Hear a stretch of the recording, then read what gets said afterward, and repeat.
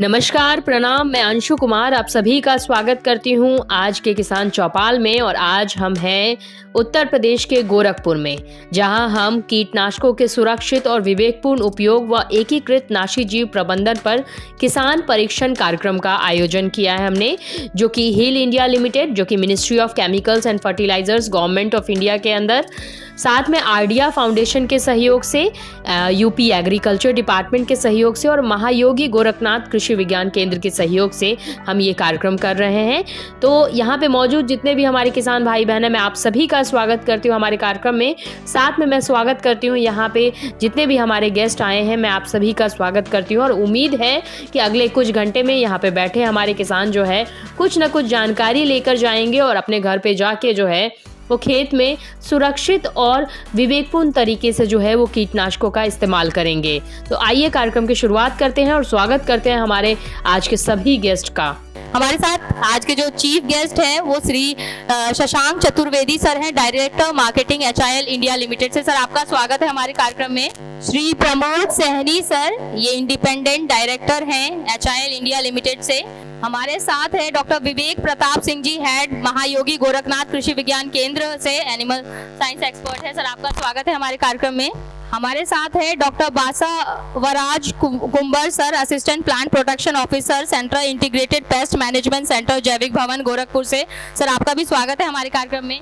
हमारे साथ हैं डॉक्टर अजीत कुमार श्रीवास्तव सर, महायोगी गोरखनाथ कृषि विज्ञान केंद्र, सब्जेक्ट मैटर स्पेशलिस्ट हॉर्टिकल्चर के। सर, आपका भी स्वागत है हमारे कार्यक्रम में। हमारे गेस्ट ऑफ ऑनर है Shri Pramod Sahni sir, independent director HIL India limited से। और हमारे चीफ गेस्ट हैं Shri Shashank Chaturvedi sir, director marketing HIL India limited से। इसके साथ जो है वो हमारे साथ दो और एक्सपर्ट हैं। चंदन सिंह जी है, ग्राम प्रधान खरेला से। सर, आपका भी स्वागत है हमारे कार्यक्रम में।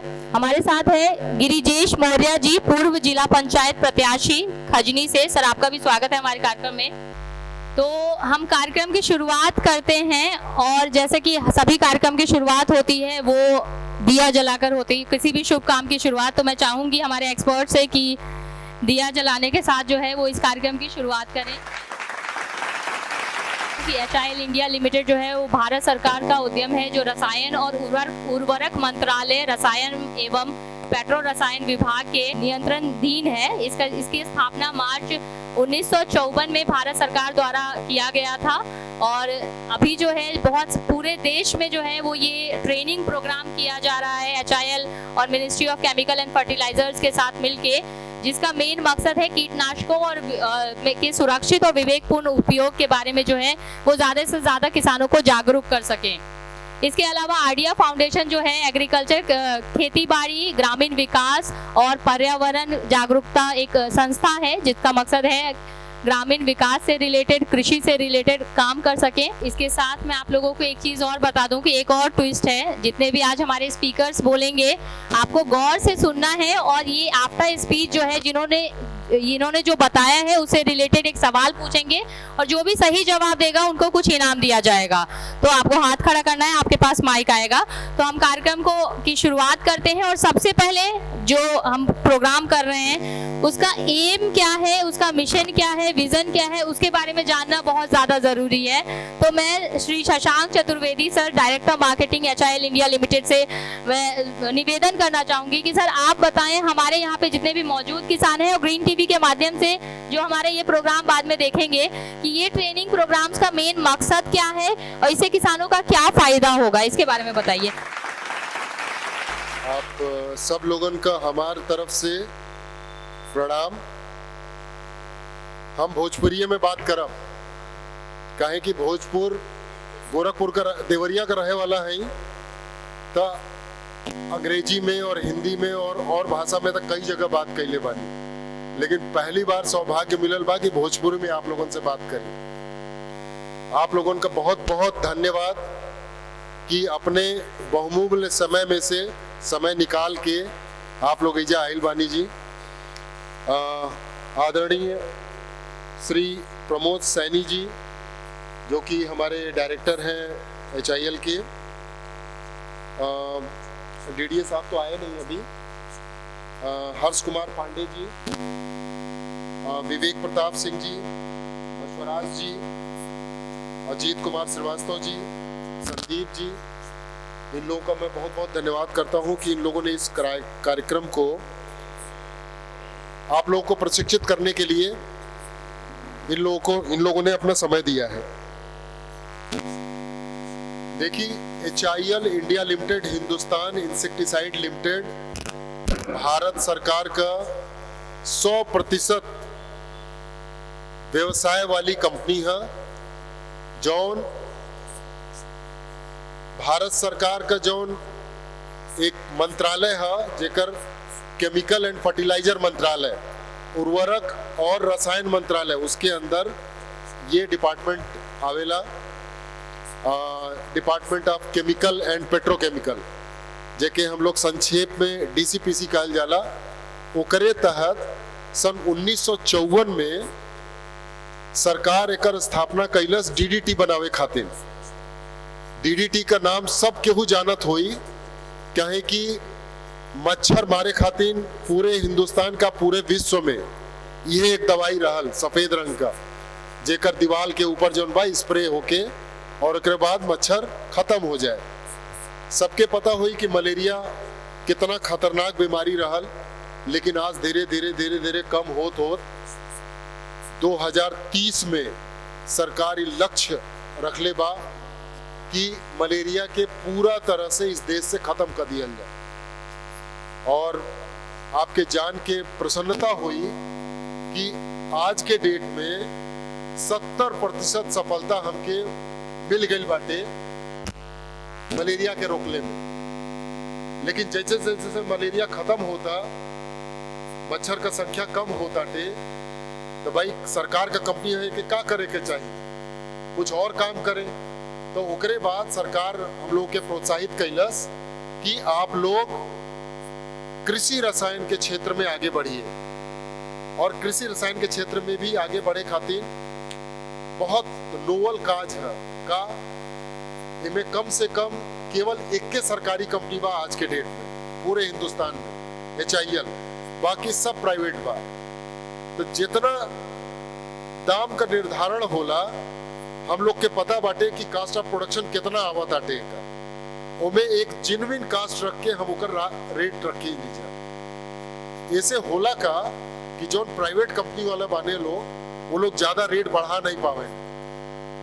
तो जितना भी हमारे प्रोडक्ट बाटे, चाहे वो क्लोरोपाइरिफास हिलबान या मैलाथियान हिलमाला, इनका रेट देखा आप लोग, क्वालिटी तो बढ़िया बटले ही बा, लेकिन एकर जो है दाम भी अन्य लोगों से बहुत कम बाटे।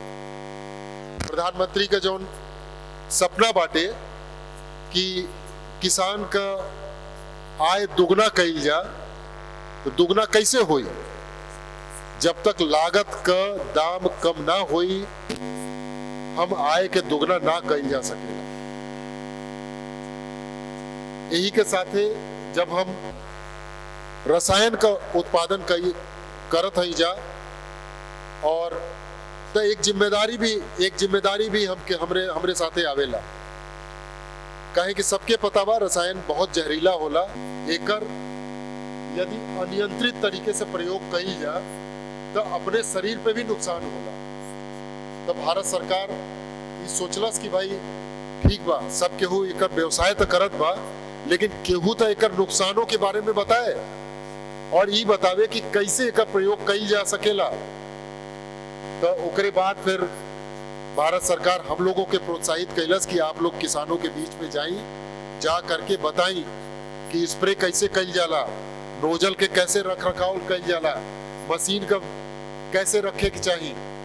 तो ओकरे तहत सरकार हम लोग के पैसा देला कि भाई आप गांव के खेत के बीच में जा करके किसानों को बताइए ये सब चीज जो है। तो उस उद्देश्य से हम आज आप लोगों के बीच में खड़ा बानी। साथ में हमारे कृषि विज्ञान केंद्र का सब वैज्ञानिक वालों ये और अपने भाषा में अच्छे तरीके से आप लोग के बताई। तो HIL का उद्देश्य ही बाटे कि रसायन का प्रयोग कितना अच्छा से अच्छा तरीके से कइल जा, ताकि कम लागत में ढेर से ढेर मुनाफा होके। बहुत बहुत धन्यवाद।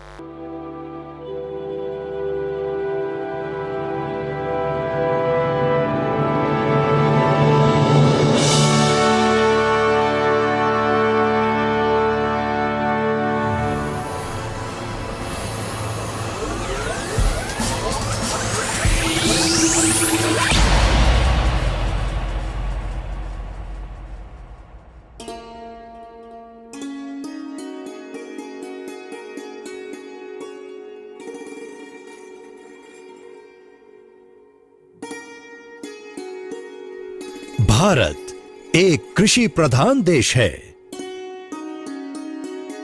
जिसकी अर्थव्यवस्था विशेष रूप से कृषि पर निर्भर करती है। गेहूं, धान, मक्का, गन्ना और कपास महत्वपूर्ण फसलें हैं। गोभी, बैंगन, भिंडी, टमाटर, मिर्च इत्यादि और दूसरी कई प्रकार की सब्जियां भी उगाई जाती हैं। भारतवर्ष में दलहन और तिलहन की फसलें भी बहुत महत्वपूर्ण हैं। अरहर, उड़द, मूंग इत्यादि महत्वपूर्ण दालें हैं तथा मूंगफली, सरसों, तिल और सूरजमुखी की फसलें खाद्य तेलों के लिए अत्यंत आवश्यक हैं। फलों में अंगूर, आम, केला, अमरूद और सेब इत्यादि भी बड़े पैमाने पर उगाए जाते हैं। काजू, चाय और इलायची भी देश की आर्थिकता में सहायक है। इन सभी फसलों को कई प्रकार के कीट नुकसान पहुंचाते हैं, जैसे फल छेदक, तना बेधक और चूसक कीट जैसे तेला, थ्रिप्स, माहू और इल्लिया जैसे हीलियोथिस और ब्रोडोनिया। भारतवर्ष में कृषि उत्पादन का 20 से 30% भाग प्रतिवर्ष कीटों, रोगों, खरपतवारों व चूहों द्वारा नष्ट होता है। अतः कीटनाशकों का विवेकपूर्ण उपयोग पौध संरक्षण में एक प्रमुख भूमिका निभाता है। सभी फसलों को खरपतवारों से भी सुरक्षा चाहिए। इन खरपतवारों, कीटों और बीमारियों के विरुद्ध किसान कीटनाशकों का भी उपयोग करते हैं, लेकिन अक्सर छिड़काव की सही और समुचित जानकारी के बगैर। लेकिन कीटों पर तब तक प्रभावशाली नियंत्रण नहीं होगा जब तक कीटनाशकों का सही ढंग से उपयोग नहीं किया जाता। इस फिल्म का उद्देश्य कीटनाशकों का सुरक्षित उपयोग और सही तकनीक बताना है तथा एकीकृत कीट प्रबंधन पद्धति की जानकारी से किसानों की प्रभावी लागत को कम करना है। सबसे पहले खेत की नियमित जांच से समस्या का पता लगाएं और इसके बाद समस्या का उचित उपाय ढूंढिए और फिर उचित उत्पाद और उपकरणों का चयन करें तथा इन्हें विश्वसनीय दुकान से ही खरीदें और बिल लेना अवश्य याद रखें। कीटनाशकों को उनके जहरीलेपन के अनुसार 4 भागों में बांटा गया है, जैसे लाल बहुत जहरीला, पीला काफी जहरीला, नीला मध्यम जहरीला और हरा कम जहरीला। छिड़काव के लिए पीठ पर लादकर छिड़काव करने वाले उपकरण धातु और प्लास्टिक टैंक के रूप में मिलते हैं। दवाई के आपसी मिलावट के खतरे से बचने के लिए कीटनाशक और फफूंदनाशक के लिए पीले रंग का स्प्रेयर और खरपतवार के लिए नीले रंग का स्प्रेयर ही उपयोग करना चाहिए। अगर आपके पास एक ही रंग के 2 स्प्रेयर हैं, तो एक पर कोई निशान लगा लें ताकि दोनों में पहचान हो सके। आमतौर पर एक स्प्रेयर में एक टंकी, हॉस पाइप, ट्रिगर, नली और नोजल होते हैं। नोजल एक बहुत महत्वपूर्ण भाग है। ये सभी नोजल कीटनाशक और फफूंदनाशक के छिड़काव के लिए अति महत्वपूर्ण है। होलोकॉन नोजल्स की फुहार ऐसी दिखती है, गोल आकार के बीच जगह छूट जाती है, जबकि सॉलिड कोन नोजल्स के दायरे में जगह नहीं छूटती। खरपतवार नाशक छिड़काव के लिए विशेष प्रकार की फ्लैट फैन नोजल और फ्लड जेट नोजल हैं। ये फ्लैट फैन नोजल से निकलती फुहार है। फ्लड जेट नोजल से निकलने वाली फुहार ऐसे दिखाई देती है। कीटनाशकों के जहरीले प्रभाव से बचने के लिए हमेशा गम बूट, दस्ताने, एप्रन, मुखौटा और टोपी पहनकर ही छिड़काव करना चाहिए। घोल तैयार करने के लिए रसोई के बर्तन का उपयोग कभी ना करें। हमेशा अलग बर्तनों का उपयोग करें। कचरे वाले या गंदे पानी का उपयोग ना करें, क्योंकि कचरा नोजल में फंस जाता है। हमेशा कचरे और गंदगी रहित साफ पानी का ही उपयोग करें। सुरक्षा पोशाक पहनकर ही घोल तैयार करें। एक बाल्टी में थोड़ा सा पानी लें और स्प्रे टैंक की आवश्यकता अनुसार कीटनाशक को मापें। इसे अच्छी तरह से मिलाएं और बाल्टी में बचा हुआ बाकी पानी भी इसमें मिलाकर एक लकड़ी से अच्छी तरह से हिला लें। नंगे हाथों से ना छुएं। घोल को गिरने से बचाएं और टैंक में डालने के लिए एक छन्नी का उपयोग करें। अधिकांश कीटनाशक तरल या भिगोने योग्य पाउडर के रूप में मिलते हैं। घोलने योग्य पाउडर की मात्रा को भी पहले माप लें। थोड़ा सा पानी मिलाकर पहले एक पतली लेई बना लें। इस लेई को एक बाल्टी में डाल दें और बाकी बचे साफ पानी को भी इसमें मिला दें। फिर इसे हिलाकर एक समान घोल तैयार कर लें। हवा की दिशा जानना कभी ना भूलें। यह छिड़काव का सही तरीका है। इससे कीटनाशक की फुहार छिड़काव करने वाले पर नहीं आ रही है। इसके अलावा पत्तियों के निचले भाग में जहां कीट और बीमारियां छिपी रहती हैं, वहां तक कीटनाशक बराबर पहुंच रहा है। कीटनाशकों का सही छिड़काव बहुत जरूरी है। अक्सर कीट पत्तों के निचले भाग में रहते हैं, इसलिए पत्तों पर हर तरह से छिड़काव करना बहुत जरूरी है। कीटनाशकों के सही छिड़काव के लिए नोजल पर लगे हुड को उल्टा कर लें। ऐसा करने से कीटनाशक पत्तों के नीचे पहुंच जाता है। छिड़काव एक समान कीजिए।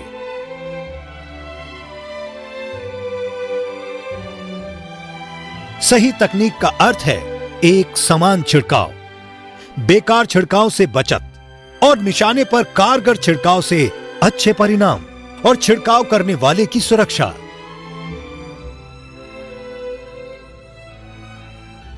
लेकिन यह गलत है। हालांकि पौधा पूरा तर हो गया है, पर निचले भाग तक कीटनाशक नहीं पहुंच पाया है। ये देखिए, सही छिड़काव नहीं होने से कीटनाशक पत्ते के निचले भाग तक नहीं पहुंच पाया है। ये आदमी सब कुछ गलत कर रहा है। इसने सुरक्षा कपड़े नहीं पहने हैं। नोजल रिस रहा है। ये हवा की विपरीत दिशा में छिड़काव कर रहा है। टंकी चू रही है। कीटनाशक टपक रहा है। कीटनाशक उसके कपड़ों और शरीर को दूषित कर रहा है। ये चल भी बहुत तेज रहा है और इससे सभी पौधों पर पूरा छिड़काव नहीं हो पा रहा है। खरपतवारों के छिड़काव के लिए एक समान फुहार बनाए रखना बहुत आवश्यक है।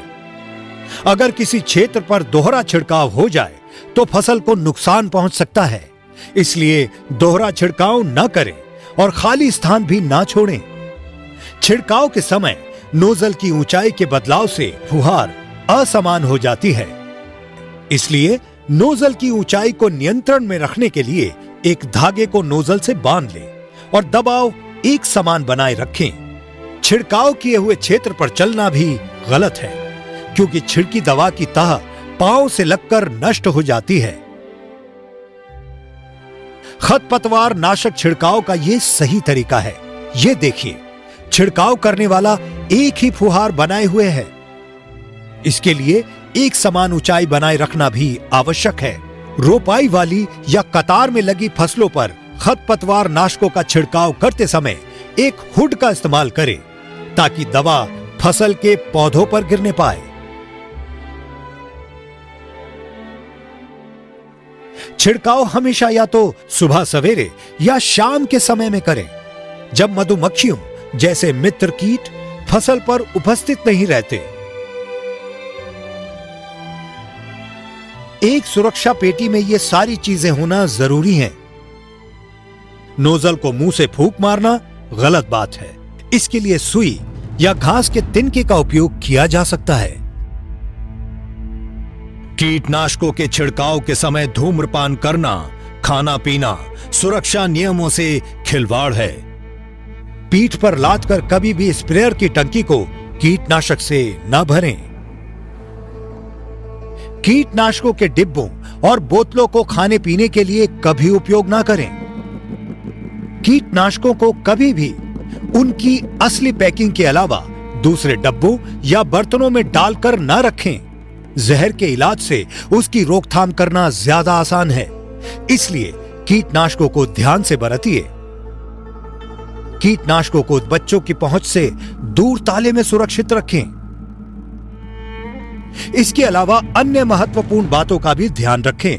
लेबल और सूचना पत्रिका में दिए गए निर्देशों को पढ़ें और उनका पालन करें। दवाइयों की आपसी मिलावट से होने वाले विपरीत परिणामों से बचने के लिए हम आपको उदाहरण के तौर पर यह बताएंगे कि अगर सुरक्षा नियमों का पालन ना किया जाए तो आपके जीवन को भारी खतरा हो सकता है। केवल कीटनाशक की जगह हमने रंगदार पानी का उपयोग किया, ये देखने के लिए कि किस प्रकार कीटनाशक का संपर्क चमड़ी व श्वास द्वारा आपको नुकसान पहुंचा सकता है। परिणाम देख लीजिए। रंगदार पानी कपड़ों से होता हुआ चमड़ी तक पहुंच गया और फुहार मुंह और बालों तक आ पहुंची। ये बहुत ही खतरनाक हो सकता है। अपनी सुरक्षा को कभी भी अनदेखा ना करें। स्प्रे टैंक को चलते पानी, तालाब, नदी या हौद में ना धोएं ताकि वातावरण दूषित ना हो। आप लाल रंग के फैलाव से जान सकते हैं कि कीटनाशक पानी में किस तरह घुलकर इस पानी को इस्तेमाल करने वाले जानवरों, मनुष्य, जीवों और मछलियों के लिए हानिकारक हो सकता है। कीटनाशकों के खाली डब्बों को तोड़कर दूर जमीन में गाड़ दीजिए।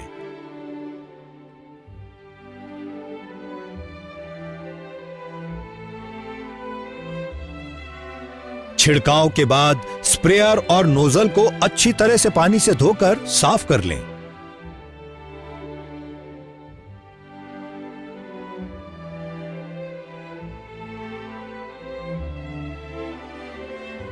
कीटनाशक के छिड़काव के दौरान खाने या पानी पीने से पहले हाथ, मुंह व शरीर के सभी खुले भागों को साबुन व पानी से अवश्य धो लेना चाहिए। छिड़काव के उपरांत नहा धोकर कपड़े बदलकर दूषित कपड़ों को भी धो लेना चाहिए। उपचार की पेटी हमेशा तैयार रखें। जहर का प्रभाव हो तो तुरंत डॉक्टर से संपर्क करें और उसे लेबल व पर्ची दिखाएं। याद रखिए, समस्या और उसके समाधान की जानकारी जरूरी है। निरंतर फसल की जांच करते रहिए। समस्या की सही पहचान कीजिए। सही कीटनाशक का चयन और उसके प्रयोग के निर्देशों का पालन करें। फिर सही उपकरण और उपयुक्त नोजल का चयन करें। अपने शरीर को सुरक्षित रखने वाले आवरणों को पहचानना कभी ना भूलें। छिड़काव की सही तकनीक को समझें और लेबल पर दिए गए निर्देशों को पढ़ें और उनका पालन करें। घटिया उपकरण का उपयोग न करें। अगर सावधानी व सही तकनीक का उपयोग किया जाए तो न केवल प्रभावकारी और लाभकारी परिणाम मिलेंगे बल्कि सुरक्षा भी बनी रहेगी। अगर आप इन सारी बातों का ध्यान रखें तो आपकी फसल अच्छी और बीमारी अथवा कीट रहित होगी। दवा छिड़कने की सुरक्षा के साथ साथ पर्यावरण भी दूषित नहीं होगा। जी हां, अब डिजिधन से बिना नकद भुगतान संभव है। ई वॉलेट मतलब ई बटुआ, जिससे पैसे का लेन देन संभव है।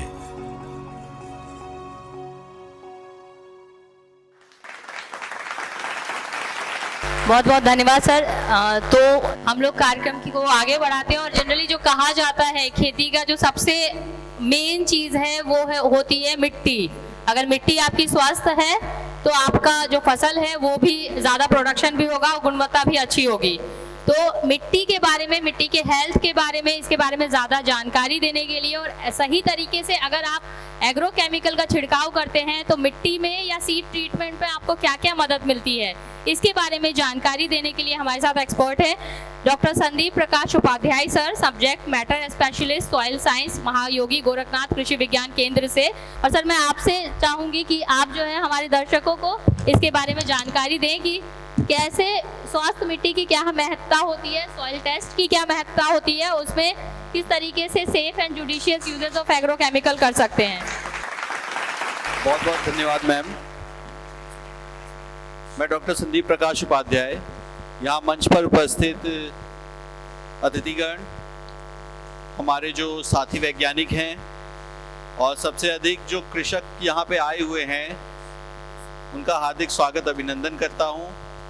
यहाँ आज जो आपको प्रयोग का बताया जा रहा है, यह ऐसी चीज़ है जिस पे बहुत ज़्यादा ध्यान आप लोग नहीं देते हैं। क्या सावधानियाँ बरतें, और सबसे ज़्यादा प्रयोग भी आपको इसी का करना पड़ता है, क्योंकि रोग और कीट का प्रबंधन या आपको खरपतवार का प्रबंधन जो भी करना होता है, उसके लिए अधिकतर हमें केमिकल पर आश्रित रहना पड़ता है। अगर हम इस पे आश्रित ना रहें तो काफ़ी नुकसान पहुंचता है वातावरण को भी, हमारी मृदा को भी, मृदा के स्वास्थ्य को भी। जो मिट्टी में पोषक तत्व हैं वो उसकी उपलब्धता भी कम हो जाती है। अब आप कहेंगे कि कुछ दवा हम डाल लें उससे उपलब्धता कैसे कम होगी, तो देखिए मिट्टी में कई तरीके के सूक्ष्म जीवाणु होते हैं। वो सूक्ष्म जीवाणु ही कारक होते हैं कि जो पोषक तत्व हैं मिट्टी में, उनको पानी में घुलनशील बनाकर या पौधे को उपलब्ध कराना। जो पोषक तत्व हैं वो किस रूप में है, उसका रूप बदल के पौधा जिस रूप में लेना चाहता है उस रूप में देना। आप यूरिया डालते हैं, यूरिया उस फॉर्म में नहीं लेता है पौधा, वो अमोनिया की फॉर्म में होता है। उसको पौधा नाइट्रेट की फॉर्म में ही लेता है। नाइट्रोजन को लेना है, नाइट्रोजन आप डाल लें यूरिया अमोनिया फॉर्म में, लेगा वो नाइट्रेट की फॉर्म में। इस क्रिया को करने का काम सूक्ष्म जीवाणु ही करेगा। आप फास्फोरस डालेंगे, भले ही सुपर के रूप में डालें, सिंगल सुपर फास्फेट, या डीएपी के फॉर्म में डालें, वह मिट्टी में जाके स्थिर हो जाता है, वो घुलनशील होके उपलब्ध नहीं होता है। तो उसको भी जो है घुलनशील बनाने का काम ये सूक्ष्म जीवाणु ही करते हैं। तो होता क्या है, कई तरह के केमिकल के प्रभावों से मिट्टी की ऊपरी सतह से पानी में घुल के यह केमिकल नीचे जाते हैं और सूक्ष्म जीवाणु की संख्या को घटाते हैं। तो इनका आप सही मात्रा में जब प्रयोग करेंगे तो ये प्रभाव कम होगा या नहीं होगा। आगे इसके बारे में और बताएंगे कि कौन से कम प्रभाव के हैं, कौन से ज्यादा प्रभाव के केमिकल हैं, वो साथी वैज्ञानिक आपको इसके बारे में विस्तार से बताएंगे। लेकिन मैं एक सही मात्रा के बारे में कह रहा हूं। मैं ये भी नहीं कहूंगा कि पूर्णतः आप इस पे प्रतिबंध कर दें और आप इसका प्रयोग ना करें। अगर आप नहीं करेंगे तो हमारा उत्पादन घटेगा। आप देखेंगे कि हम जैविक खेती करते हैं या प्राकृतिक खेती का आ रहा है, इस वक्त सरकार भी जोर दे रही है, लेकिन जब हम उसे करने जाते हैं तो उतनी तरीके से प्रबंधन अच्छे से नहीं हो पाता है जितना कि हम केमिकल से कर लेते हैं। तो इन दोनों का संतुलित उपयोग अगर हम करेंगे तभी हम ठीक से प्रबंधन कर सकेंगे। अब इसमें आता है कि मिट्टी और बीज दोनों का उपचार भी होना आवश्यक है, क्योंकि कई रोग देखिए होते हैं मृदा जनित होते हैं, कई रोग होते हैं जो बीज जनित होते हैं। और जब पौधा बड़ा होता है तो पौधा सूखने लगता है, जिसे उकठा कहते हैं, तब हम पछताते हैं कि अब क्या करें, बीज भी अच्छा महंगा खरीद के लाए थे, खाद पानी भी अच्छी डाले, मिट्टी भी बड़ी अच्छी से जुताई करे थे, क्यारी भी अच्छी बनाए थे, एकदम भुरभुरी मिट्टी बनाए थे सब्जी वगैरह के लिए या जो भी फसल बोए हैं, लेकिन तब भी क्या हुआ कि पौधा खराब होने लग गया। तो ये क्या होता है कि मृदा जनित कुछ रोग होते हैं वो पौधे में लग जाते हैं। क्या आपको पता है ये धान में झूठा कड़ुआ रोग जो होता है, पीला हरदा रोग भी कहते हैं यहाँ, फॉल्स स्पॉट इंग्लिश में, तो ये भी जो है ये मृदा से ही आता है। ये फफूंद मिट्टी में रहता है साल भर, लेकिन जब इसके लिए उपयुक्त समय आता है पनपने का तो ये उभरता है, ऊपर आता है, और एक खेत में लगा तो 10 खेत में लगना है इसे, क्योंकि हवा के द्वारा यह चलता है। तो पीला हरदा रोग इसी तरीके से होता है। ऐसे कई रोग हैं, मैं सब रोगों के लिए बात कर रहा हूं। तो इसके लिए आप मृदा का शोधन करें, मृदा का ट्रीटमेंट करें, मृदा का उपचार। मृदा के उपचार भी देखिए कई तरीके से हो सकता है। सबसे अच्छा है कृषि विभाग में आपको अनुदान में ट्राइकोडर्मा मिलता है। अभी साथी हैं जो कृषि विभाग से बताएंगे इसमें योजनाओं में, तो उसके बारे में भी पूर्णतः बता देंगे। अनुदान में आपको ट्राइकोडर्मा भी मिलता है। अगर आपका पंजीकरण है तो वो सब्सिडी आपको अनुदान जो है मिलेगा। वो 1 किलो आप आधे कुंटल गोबर की खाद में मिला के 1 एकड़ में बिखेरते हैं तो मृदा जनित जो रोग है उससे उपचार होता है, उसमें रोक लगती है। तो कैसे बनता भी है ये थोड़ा सा आपको बता दूं। इसे आप 1 किलो ट्राइकोडर्मा को 50 किलो सड़ी हुई गोबर की खाद में मिला के थोड़ा पानी का छिड़काव करेंगे और छायेदार स्थान पे रखेंगे। छायेदार स्थान पे रख के और एक बोरे से ढक देंगे। रोज इसे थोड़ा सा पानी का छिड़काव ऊपर कर देंगे। आप देखेंगे 5-6 दिन बाद हल्की सी इस पे सफेद नीली फफूंद आएगी। यही फफूंद आपकी 1 किलो जो थी वो 50 किलो बन जाएगी। शाम के समय थोड़ी ठंडक में इसे खेत में बिखेर दें अंतिम जुताई से पहले। ये अच्छे से मिक्स हो जाएगा और ट्राइकोडर्मा से उपचारित हो जाएगी। ट्राइकोडर्मा अगर आपको नहीं मिलता है तो इसके अतिरिक्त आप कई तरीके के जैव उर्वरक हैं उनसे भी मृदा का उपचार होता है। साथ ही वो पोषक तत्वों को उपलब्ध कराने का भी कार्य करते हैं। जैसे कि आपका एजोटोबैक्टर है जो अनाज की फसलों में प्रयोग होता है, राइजोबियम कल्चर है जो दलहन फसलों में प्रयोग होता है। तो इनके अलग अलग प्रयोग हैं, या बीज उपचार में भी प्रयोग हो सकते हैं, जड़ उपचार कंद उपचार में भी प्रयोग होते हैं और मृदा उपचार में भी प्रयोग होते हैं। इनके अलग अलग मात्रा अलग अलग घोल बना के आप इनका उपचार कर सकते हैं। ये आपको इफ्को के जो केंद्र हैं इफ्को में मिल जाएंगे। कुछ प्राइवेट कंपनी के भी इनके उर्वरक बनते हैं, NFL भी बनाती है।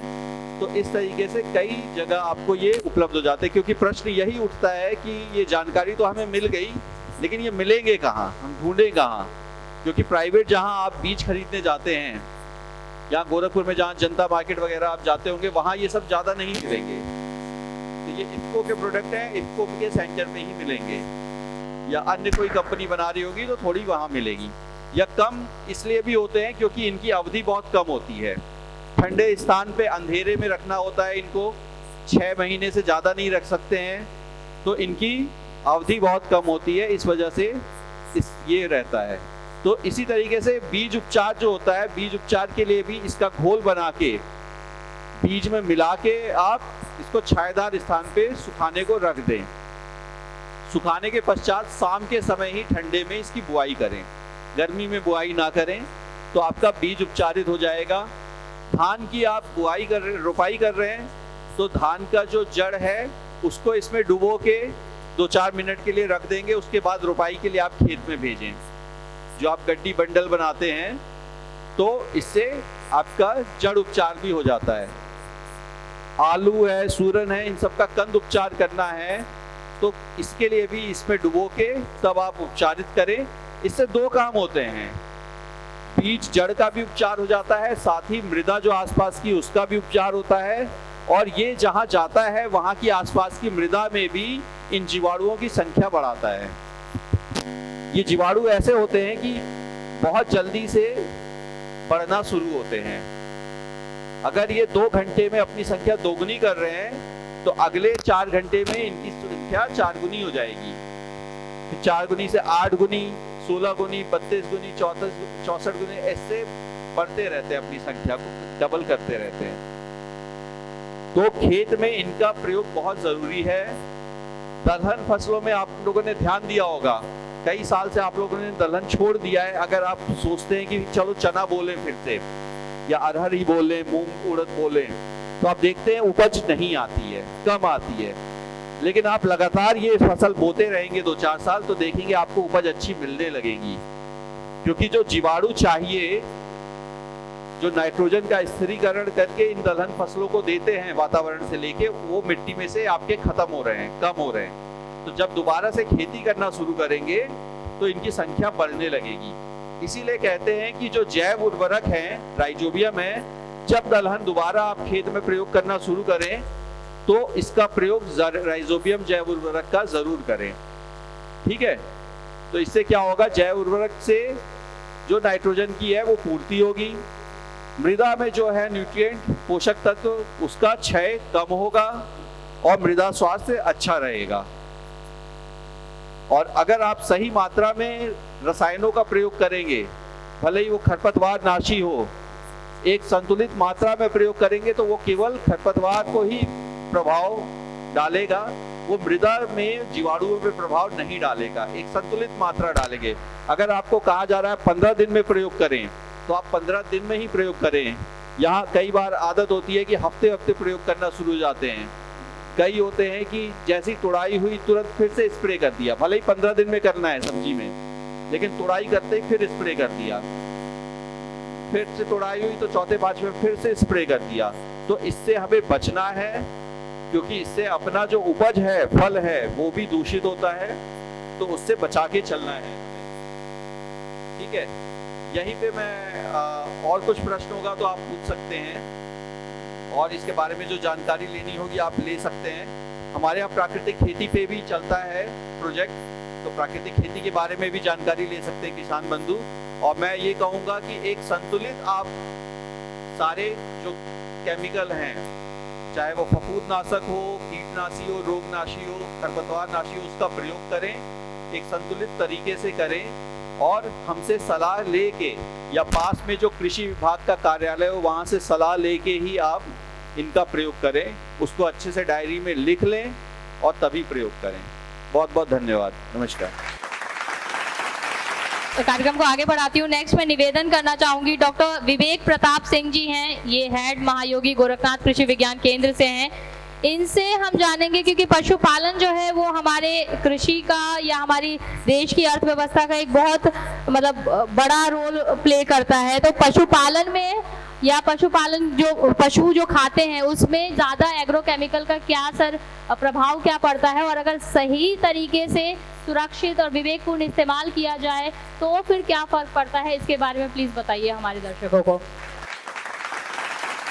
मंच पे उपस्थित Shri Shashank Chaturvedi, director marketing HIL India limited, Shri Pramod Saini ji, independent director HIL India limited, Harish Kumar Singh, और इस सभागार में उपस्थित हमारे अन्नदाता किसान बंधुओं, आप सभी का मैं अपने तरफ से और अपने कृषि विज्ञान केंद्र की तरफ से आप सभी का हार्दिक स्वागत अभिनंदन करता हूं। जैसा कि आज जान रहे आप लोग, कार्यक्रम है हिंदुस्तान इंसेक्टिसाइड लिमिटेड का, जो कीटनाशक और उर्वरकों का विवेकपूर्ण तरीके से इस्तेमाल करने के ऊपर दिया जा रहा है। यह कार्यक्रम आपको याद होगा 1 साल पहले भी यह कार्यक्रम यहाँ पर हुआ था और आप लोगों को बहुत सारी चीज़ें बताई गई थी। आज के परिदृश्य में अगर हम देखा जाए तो आप जो अन्नदाता हैं, आप उत्पादन कर रहे हैं, आप ही के उत्पादन से हम लोग जीवित हैं और पूरे समाज में आप ही का उत्पादन जा रहा है। यहाँ से जहाँ भी जा रहा है उत्पादक आप ही हैं। लेकिन क्या कभी आप लोगों ने सोचा है कि आज के 20 साल पहले, 30 साल पहले जाइए तो देखिए उस समय कितनी बीमारियां गांव में थी, नहीं के बराबर थी। लेकिन आज के समय में घर घर, पूरे घर में बीमारी है। शहर में तो बीमारियां पहले से थी, लेकिन वो आज हमारे गांव में भी, हमारे किसान के घर भी हो रहा है। उसका क्या कारण है, कभी आपने सोचा है? ये जो कीटनाशकों का और उर्वरकों का अंधाधुंध प्रयोग जो हो रहा है, आपको एक दवा कोई बताया जाता है कि 1 ml 1 लीटर में डालना है, लेकिन आपको संतुष्टि नहीं मिलती है। अभी इसमें देखिए कई वीडियो में आपको दिखाया जा रहा था, दवा छिड़कते हुए मूली पर था, गोभी पर था। होता क्या है कि आपको बताया गया 1 ml 1 लीटर पानी के हिसाब से डालिए दवा, आपने डाला 2 ml के हिसाब से और डब्बे में से सीधे निकाला और उस टंकी में डाल दिया, और जितना हमारा रिकमेंडेड डोज था उस डोज से आपने कहीं दूना तिगुना तक डाल दिया। जितने कीड़े मरने थे मर गए, कुछ बच गए, उसमें रेजिस्टेंस पावर डेवलप हो गया।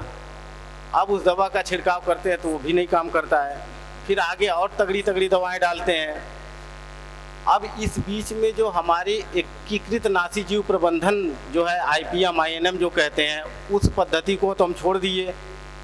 यहाँ से जो उत्पादन हो रहा है, सब्जी का है या फल का है या अनाज का है, आज हमने दवा डाला, उसका रिकमेंडेशन होता है, पीछे लिखा होता है कि यह दवा 1 हफ्ते तक प्रयोग करने के बाद 1 हफ्ते तक सब्जी का उपयोग ना करें। या 3 दिन का किसी का होता है, किसी का 10 दिन होता है, किसी का 15 दिन होता है।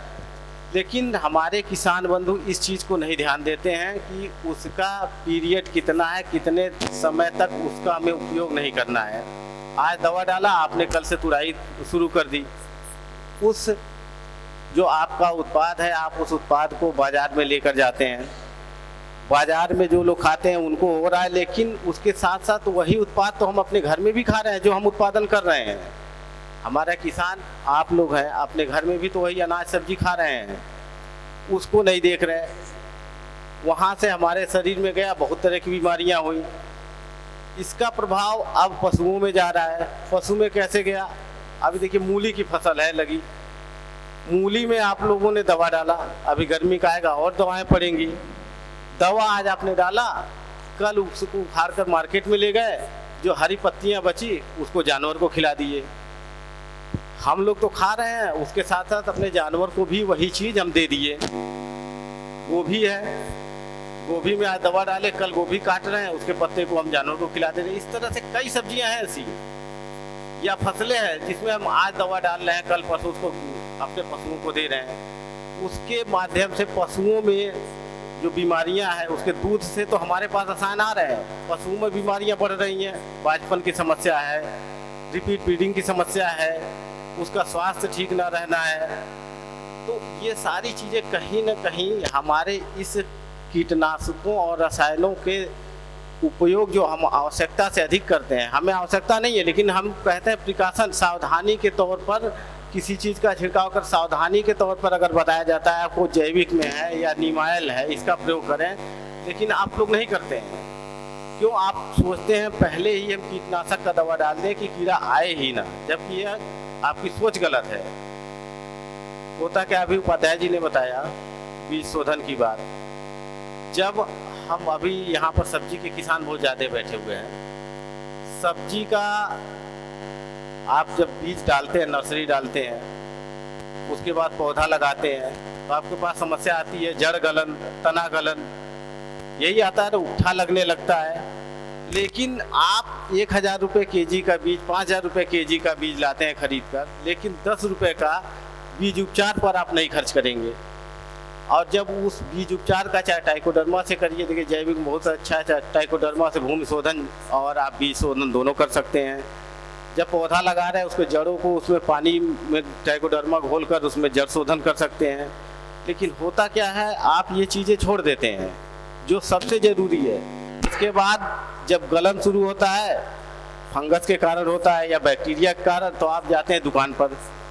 दुकान का जो मालिक है, जो दुकानदार है, वो तो अपना उसको बिक्री करना है, तो इंसेक्टिसाइड, फंगिसाइड, जो चीज़ें उसको समझ में आएंगी 3-4 दवाएं एक साथ दे देगा, आपको पकड़ा देगा कि आप ले जाइए, डाल दीजिए, सही हो जाएगा। तो हमें किस चीज़ की ज़रूरत थी, आवश्यकता क्या था, हमारी बीमारी क्या है, उसको हम न जानते हुए हम उससे पूछ रहे हैं जिसको इस बारे में जानकारी नहीं है। वो सब जानकारी के लिए आपके पास कृषि विज्ञान केंद्र है, सटीक जानकारी आपको देगा। कृषि विभाग है, कृषि विभाग आपका ब्लॉक स्तर पर है, बहुत सारे ग्रुप भी बने हुए हैं, आप लोग पर्सनल कांटेक्ट में भी हैं, उनसे संपर्क कर सकते हैं। तो कहने का मतलब बस इतना है कि जो चीज़ें कर रहे हैं आप लोग, बहुत पिछले कई सालों से आपको प्रशिक्षण मिल रहा होगा, बीज शोधन का करिए। जैसे कंडुआ रोग लगता है आपके यहाँ, बहुत लगता है, लेकिन कहा जाता है यह बीज जनित बीमारी है, भूमि जनित है, पानी से हवा से फैलने वाली बीमारी है। लेकिन किसान क्या गलती कर देता है, जब नर्सरी डालने जाएगा तो उसका बीज शोधन नहीं करेगा। जब कंडुआ फैल जाएगा तब उसमें दवाई आप डालना शुरू करेंगे, तो वो कंट्रोल नहीं होगा। उसका भी एक समय है, निश्चित समय, कि किस समय पर हम कंडुआ के लिए, जो आप लोग हल्दिया रोग कहते हैं, उसका दवा कब डाला जाए। देखिए एक समय था जब 60 के दशक में कृषि में हमारा पैदावार कम था, उत्पादन बहुत कम था, और हमारे देश की जनसंख्या के भरण पोषण के लिए अनाज नहीं हो रहा था। उसी समय हरित क्रांति चली थी, आप लोग सबको पता है। हरित क्रांति के माध्यम से नए नए बीजों का प्रचार प्रसार किया गया, बढ़ावा दिया गया, दूसरे देशों से अपने यहाँ बीज आए, और उस बीज से यहाँ पर उत्पादन बढ़ाया गया, और कीटनाशक और आपके उर्वरकों का प्रयोग भी आप लोग को बताया गया, जो आप लोग नहीं करते थे, बहुत समय तक नहीं किया गया। आप लोग को ज़्यादा बेहतर से पता है, किसान नहीं करते थे, लेकिन उनको पता चल गया कि इसके डालने से क्या फ़ायदे हैं, तो उन्होंने शुरू उस पद्धति पर आए, उत्पादन हमारा बढ़ गया, लेकिन खाद और कीटनाशक डालना हमारा कम नहीं हुआ, वो दिन प्रतिदिन बढ़ते जा रहा है। उसका दुष्परिणाम हमारे जीवन पर और हमारे जीवन शैली जो दोनों बिगड़ रही है, जानवरों के ऊपर आ रहा है। तो इन चीज़ों को कहीं ना कहीं कम करने के लिए हमें जो कीटनाशकों का जो उपयोग है, जितना बताया जाता है उस हिसाब से करना है। प्रिकॉशन के तौर पे क्या जैविक चीज़ें हैं, किस तरह से फेरोमोन ट्रैप काम करता है, या किस तरह से आपका लाइट ट्रैप है, ये सारी चीज़ें बहुत सी चीज़ें हैं जो आप कंट्रोल कर सकते हैं। जैसे फल मक्खी का आपको होता, करेला लगाते हैं आप लोग, करेले में पीलापन आ जाता है, शुरू में यही होता है, छोटा छोटा पीला होगा, ऐंठ जाएगा, उसमें कीड़े हो जाएंगे।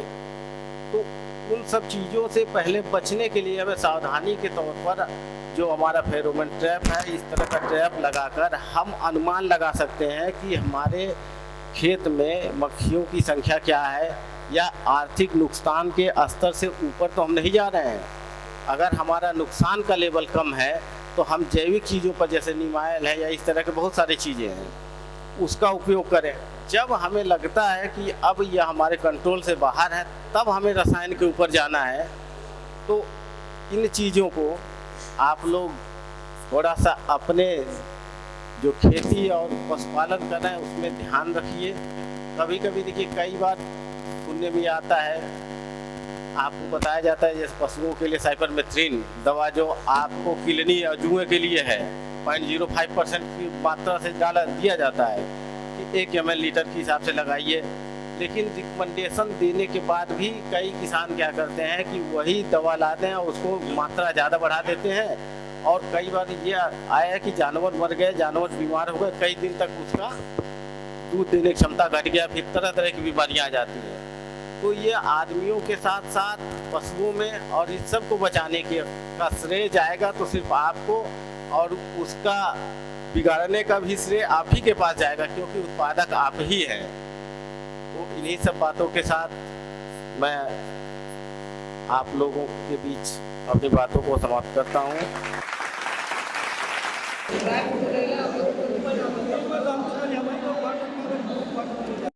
इनाम दिया जाएगा। सर, जो आपने बताया उससे रिलेटेड आप एक सवाल पूछिए।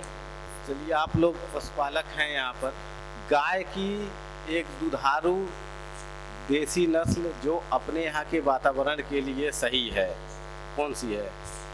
साहिवाल गाय। ठीक है, सही है। आपने पाला है गाय को? हाँ। साहिवाल है आपके पास? हाँ। क्या समस्या आती है? कोई समस्या है? नहीं, कोई समस्या नहीं। उसमें नहीं आएगी, लेकिन क्रॉस ब्रीड होगा तो उसमें तमाम समस्याएं आएंगी, क्योंकि वो अपने यहाँ की ब्रीड है ही नहीं। ठीक है, बहुत बहुत आपको धन्यवाद। तो मैं नेक्स्ट निवेदन करना चाहूंगी श्री प्रमोद सैनी सर से, इंडिपेंडेंट डायरेक्टर है हेल इंडिया लिमिटेड से। सर, हेल इंडिया के बारे में जो है वो हमारे दर्शकों को थोड़ा विस्तार से बताइए कि क्या है, कैसे काम करती है, और जनरली जो देखा गया है जो एग्रोकेमिकल कंपनी, क्योंकि HIL जो है वो एग्रोकेमिकल कंपनी है, वो बताते हैं कि आप छिड़काव करें, लेकिन ये जो पहल है कि आप विवेकपूर्ण और सुरक्षित उपयोग करें, ये और कोई दूसरी ऑर्गेनाइजेशन नहीं कर रही है, मेरे हिसाब से और कोई दूसरी ऑर्गेनाइजेशन नहीं कर रही है। तो इसके पीछे एम कहाँ से आया, और हेल इंडिया के पूरे डिटेल में थोड़ा सा बताइए हमारे दर्शकों को प्लीज। तो ये कार्यक्रम हो रहा है, हमारे जो अन्नदाता किसान बंधु हैं, अपना खून पसीना बहाकर उगाते हैं, फल सब्जी उगाते हैं, उनका जीवन भी उत्तम हो जैसे बाकी लोगों का जीवन है, और किसान इस देश का आधार है। तो इसलिए हमने कार्यक्रम की अब आवाज सुनाई क्या? थोड़ी आई? ठीक करिए ज़्यादा, अभी इतने महत्वपूर्ण विषय बताए जा रहे हैं, अगर यहाँ आवाज सुनने नहीं आएगी, थोड़ी जगह में आवाज थोड़ा कम करिए आवाज। केवल फॉर्मेलिटिकल चीजें नहीं, किसान के अगर आपके सब 5 किसानों के भी समझ में बात आई तो बहुत बड़ा परिवर्तन आपके और कृषि क्षेत्र में होने वाला, आपके जीवन में होने वाला। और इसलिए जो कार्यक्रम किया जा रहा है, इस कार्यक्रम का हेतु यही है कि हमारे जो किसान बंधु हैं, जिन लोगों ने कृषि के क्षेत्र में अध्ययन किया, दुनिया नहीं है और आज उस क्षेत्र में काम कर रहे हैं, सरकार की योजना से कुछ इंडिपेंडेंट भी योजना अपने एनजीओ बना करके, समूह बना करके आज किसान अपने विकास के लिए बहुत बड़ा काम अपने जीवन में और अलग अलग प्रकार के प्रयोग कर रहे हैं। आपके बीच में भी ऐसे कई सारे किसान बैठे हैं जिन्होंने एक परंपरागत खेती से हट करके और दूसरे प्रकार के प्रयत्न प्रारंभ किए हैं। यहाँ भी बता रहे हैं किसी ने जैविक खेती प्रारंभ की है, किसी ने अन्य प्रकार की खेती प्रारंभ की है, कुछ अच्छी खोज करके लेकर आता है। तो इसलिए हमारे HIL के माध्यम से देश भर के अंदर ऐसे किसानों के प्रशिक्षण का एक कार्यक्रम होता है, 2-3 घंटों का प्रशिक्षण का कार्यक्रम, और किसान में जो वास्तविक इस विषय से जुड़े हुए हैं, जिनका इस विषय से संबंध आता है, जो संपन्न किसान है, सक्षम किसान है, जिसके हम मजदूरी काम करते हैं, वो काम कभी करता ही नहीं खेत में, ऐसे किसान के कुछ समझ में भी आया तो वो प्रैक्टिकल रूप में साकार रूप नहीं ले सकता है। वो साकार रूप वही लेगा जो किसान स्वयं से अपने हाथ से काम करता है, परिश्रम करने वाला किसान। और इसलिए ऐसे किसानों को बुलाने का यहाँ प्रयास होता है और उस प्रयास में से हमारे किसान का विकास कैसे हो, और सारा भारत ये जानता है किसान जितना समृद्ध होगा, खुशहाल होगा, संपन्न होगा, शिक्षित होगा, समृद्ध होगा, ये देश भी उतना ही ताकतवर और विश्व की शक्ति बनने की ओर आगे बढ़ेगा। वस्तु नहीं है इस देश की, वो इस देश का और जीवन आधार है, और इस देश का नहीं, आज तो सारी दुनिया भारत को ही अपना आधार मानने के लिए आतुर है। ऐसा वातावरण सारे देश के अंदर आज दिखाई देता है। इसलिए मेरे किसान बंधुओं, हमारे इस कार्यक्रम के माध्यम से, हमारे इस कार्यक्रम में हमारे HIL के डायरेक्टर मार्केटिंग आदरणीय शशांक चतुर्वेदी जी हमारे मध्य में दिल्ली से रोड से चल करके आए, तो 14 घंटे में वो यहाँ पर पहुंचे हैं कि आप किसानों का दीदार कर सकें और आपके जीवन को उन्नत करने के लिए कुछ अच्छी बात आपको उनके माध्यम से प्राप्त हो सके। हमारे महायोगी और कृषि विज्ञान केंद्र में पूछ रहा था, उनके आदरणीय अध्यक्ष यहाँ पर हमारे और यहाँ पर बैठे हैं, उन्होंने भी आपके सामने कुछ विषय रखा है। और डॉक्टर अजीत कुमार श्रीवास्तव जी जो वैज्ञानिक और सुधार के विशेषज्ञ हैं, तो 5 साल पूर्व आपके यहाँ एक केंद्र स्थापित हुआ। इस केंद्र के माध्यम से किसानों की भूमि का परीक्षण, मिट्टी का परीक्षण से लेकर के अच्छे बीजों का कैसे और उन तक प्रतिपादन हो, इसका प्रयत्न किया गया। तो मैं समझता हूँ कि 5 वर्षों के अंदर इस क्षेत्र के किसानों के जीवन में बहुत बड़ा परिवर्तन इस केंद्र के माध्यम से निश्चय ही आया होगा, ऐसा मेरा विश्वास है। आप सब लोग इस विषय में जानते हो। तो बंधुओं, ये सारे जो बंधु हैं, आपके और जीवन को कैसे खुशहाल बनाया जा सकता है, हमारा किसान अच्छे उन्नत बीजों से अच्छी उन्नत खेती कैसे कर सकता है, और खेती तो अच्छी कर लेता है तो भविष्य में जब उसकी खेती अच्छी होती है और किसान की फसल आती है तो वो उचित दामों पर नहीं जाती है। इसकी भी व्यापक योजना सरकार के माध्यम से बने। सरकार नहीं तो किसान ऐसे इंडिपेंडेंट अपनी बाजार की योजना बनाए कि अपनी कीमत के आधार पर और मार्जिनिंग उसकी आमदनी से ज्यादा उठे और उस पर भाव में कैसे उसकी फसल बिके, इसका पर्यटन ये केवल बाकी संस्थाओं के माध्यम से छोड़ने की आवश्यकता नहीं है। किसानों को भी एक ऐसा प्रयत्न अपने बीच में से करना पड़ेगा, और जब हम ऐसा प्रयत्न करेंगे जो बाकी लोग कर सकते हैं, तो हम लोग भी अपने और जीवन में ऐसे परिवर्तन लाने के लिए प्रयत्न कर सकते हैं। तो ऐसे बहुत सारे विषयों पर ऐसी है और प्रशिक्षण की व्यवस्था है। मैं आ रहा था तो मैंने देखा यहाँ जो फसल है वो फसल बहुत अच्छी हो रही है, तो वो हमारे किसान के रात दिन के पुरुषार्थ और परिश्रम का परिणाम है। वो अपना पसीना लाकर उत्तम फसल और उत्पन्न करता है। इसलिए और भी लोग आते तो उनके भी जीवन में और परिवर्तन आ सकता था, लेकिन जो लोग आए उनका ही और जो विचार उन्हें प्राप्त होगा वो अपने मित्र बंधु जो किसान होते हैं, पड़ोसी किसान होते हैं, वो पूछ कर आते हैं कि भाई वहां गए थे तो क्या हुआ, क्या अच्छी जानकारी मिली, तो आप भी उनसे वहां जाकर के अपने जो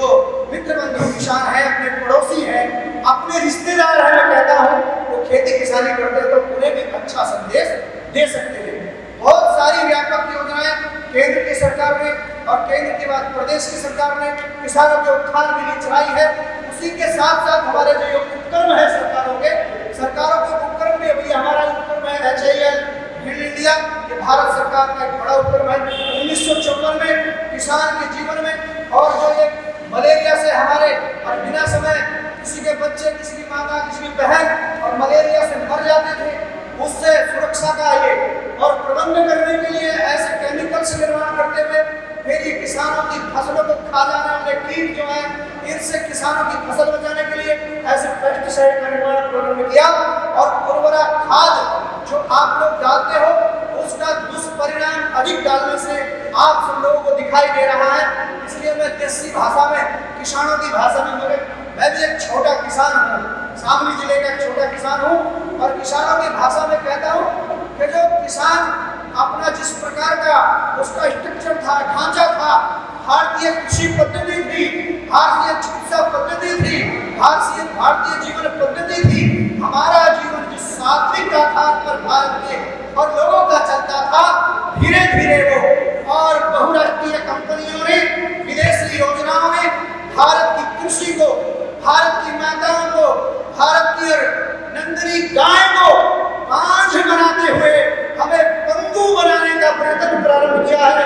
उस जंजाल से बाहर निकलकर हमें पूरे भारतीय पद्धति की और कृषि योजना के आधार पर उत्तम खेती करते हुए हमें भारत के भविष्य का निर्माण करना है। और ये कोई कर सकता है तो मेरा अन्नदाता किसान है, ये भारत माता सच्चा सपूत है जो मिट्टी के साथ रात दिन आपके साथ रहता है। ऐसा प्रयत्न ये हो रहा है। बंधुओं, अगर मैं एक आंकड़ा बताऊं तो हमारे देश के आजादी के कुछ वर्षों के बाद फर्टिलाइजर हमारे देश में प्रारंभ हुआ। केवल मैं 2-3 बिंदुओं की चर्चा करना चाहता हूं। हमारे किसान देश की आजादी का आंदोलन चल रहा था, अंग्रेज ये फर्टिलाइजर खाद लेकर आए। आप अपने बुजुर्गों से पूछ लेना, जब वो अंग्रेज खाद डालने के लिए दबाव डालता था तो हमारा पुरखा, हमारा बाबा दादा वो खेत में अपने इस मिट्टी में वो जहर समझ करके उस खाद को डालने के लिए तैयार नहीं होता था। वो कोड़े खाता था अंग्रेजों के, लेकिन ये जहरीला खाद मेरी माँ भारत माता इस मिट्टी में डलेगा तो दूषित अन्न पैदा होगा और दूषित अन्न पैदा होगा तो जैसा खाएगा अन्न वैसा होगा मानव का तन और दूषित लोग पैदा होंगे। और वह आज दिखाई दे रहे हैं अत्याचारी, बलात्कारी, भ्रष्टाचारी, दुराचारी कहाँ से पैदा हुए? हमने गलत अन्न पैदा किया, वैसा खाकर वैसा मानस बना और अब चारों तरफ उनकी भरमार वो दिखाई देती है, नहीं देती। उससे मुक्त करना है तो हमें वहां पर आना पड़ेगा। इस देश के अंदर 7 लाख टन यूरिया की खपत थी एक समय पूर्व। 1950 और 51 के बाद का जो आंकड़ा है 7 लाख यूरिया की खपत थी, लेकिन सरकार उसमें बहुत बड़ी सब्सिडी दे रही है। आज 310 लाख टन यूरिया ये देश की खेती में डाल करके और हमारी खेती को बंजर बनाने का ये एक षड्यंत्र जो दिखाई दे रहा है, इससे हमें विचार करना पड़ेगा। और जिन किसान बंधुओं ने जैविक खादी, गौमूत्र से, गाय के गोबर से प्राकृतिक खेती का प्रयोग प्रारंभ किया है, वो सच्चे भारत माँ के सपूत और सच्चे किसान कहलाने के आप अधिकारी हैं। वही भारत को मुक्त कर सकते हैं और आने वाली पीढ़ी को अच्छा जीवन देने का वो प्रयास कर सकते हैं। इसलिए उर्वरक जो हमारे फर्टिलाइजर्स हैं, अभी भी हम लोग जो खाद आपको मिल रहा है सरकार की बड़ी उसमें सब्सिडी मिलने के बाद भी 70 लाख टन यूरिया अभी भी हमें विदेशों से और मंगाना पड़ रहा है। उसके बाद भी किसान और उसमें यूरिया की कमी दिखाई देती रहती है। खेती उसका मार्जिन हमें दिखाई देता है, महंगे खाद, महंगी दवाई उसमें हमें डालनी पड़ती है। और इसलिए इससे मुक्त करने के लिए हमें इस खेती की कृषि पद्धति को अपने जीवन को सुरक्षित करने के लिए लाना पड़ेगा। आपने यूरिया खाद डाला, पेस्टिसाइड डाला, उससे उत्पन्न अन्न खाया, अन्न से आपका और जो संतान उत्पन्न हुई और वो बड़ी हुई तो आज कितने प्रकार की बीमारी है। उस खाद से, उस दवाई के प्रयोग से आज ऑक्सीजन का अभाव है कि नहीं है, पर्यावरण पर संकट दिखाई देता है कि नहीं देता है। आपके हार्ट से लेकर आपके फेफड़ों तक और शुगर सबके और शरीरों में दिखाई देती कि नहीं देती है। ऐसी दौलत का क्या करोगे जो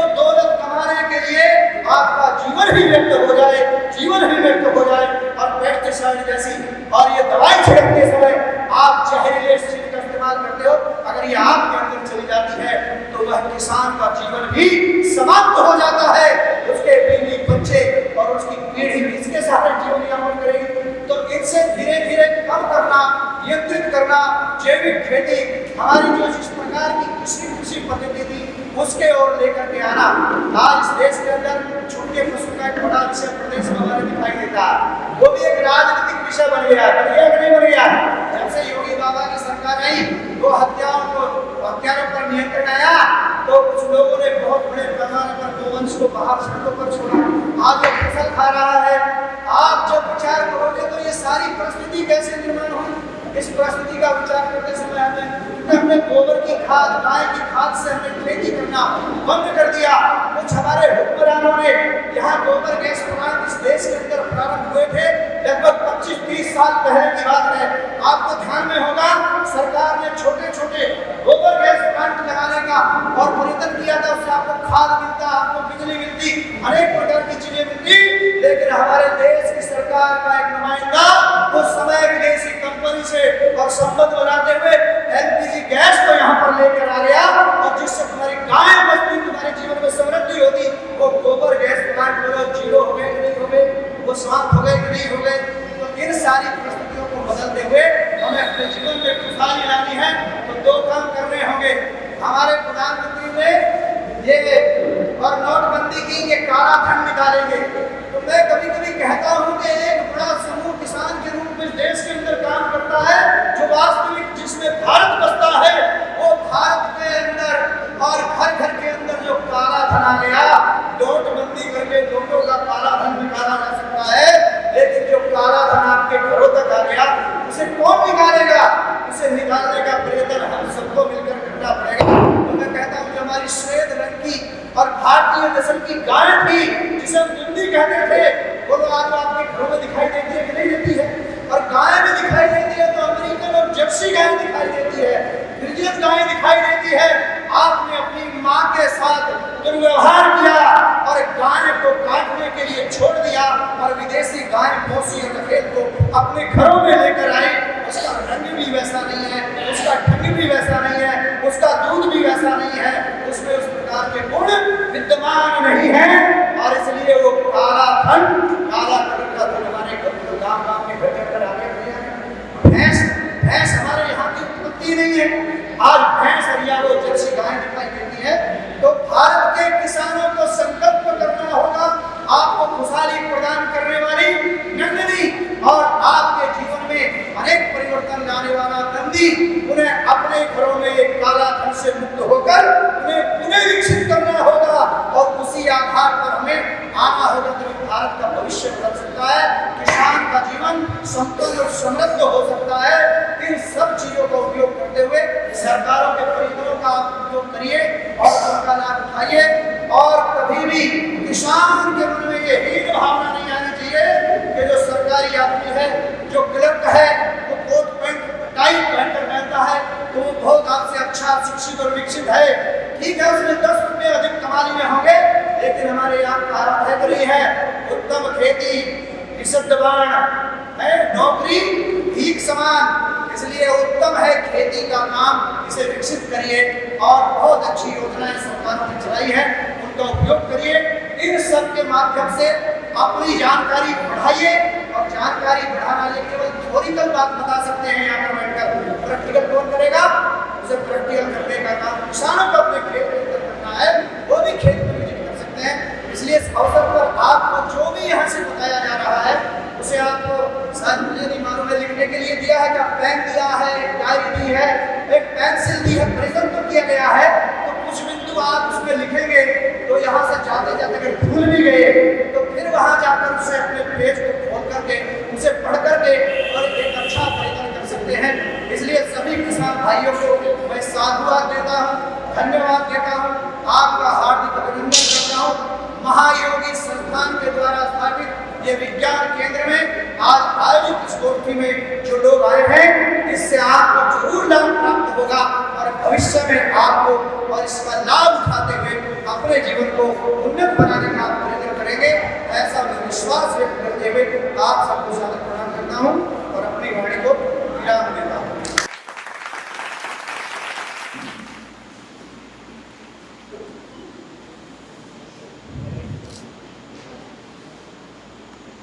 जो है वो परीक्षण कार्यक्रम कर रहे हैं और ये कार्यक्रम हम HIL India, ministry of chemicals and fertilizers और आरडीआई फाउंडेशन के सहयोग से कर रहे हैं।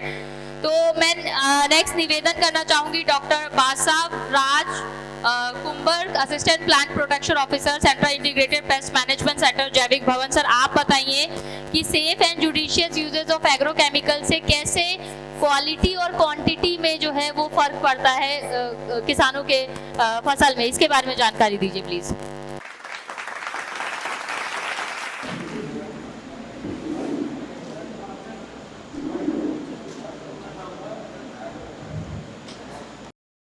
कृषि रासायन, जो हिंदी में बोले कृषि रासायन, तो कृषि रासायन में क्या आते हैं पता है?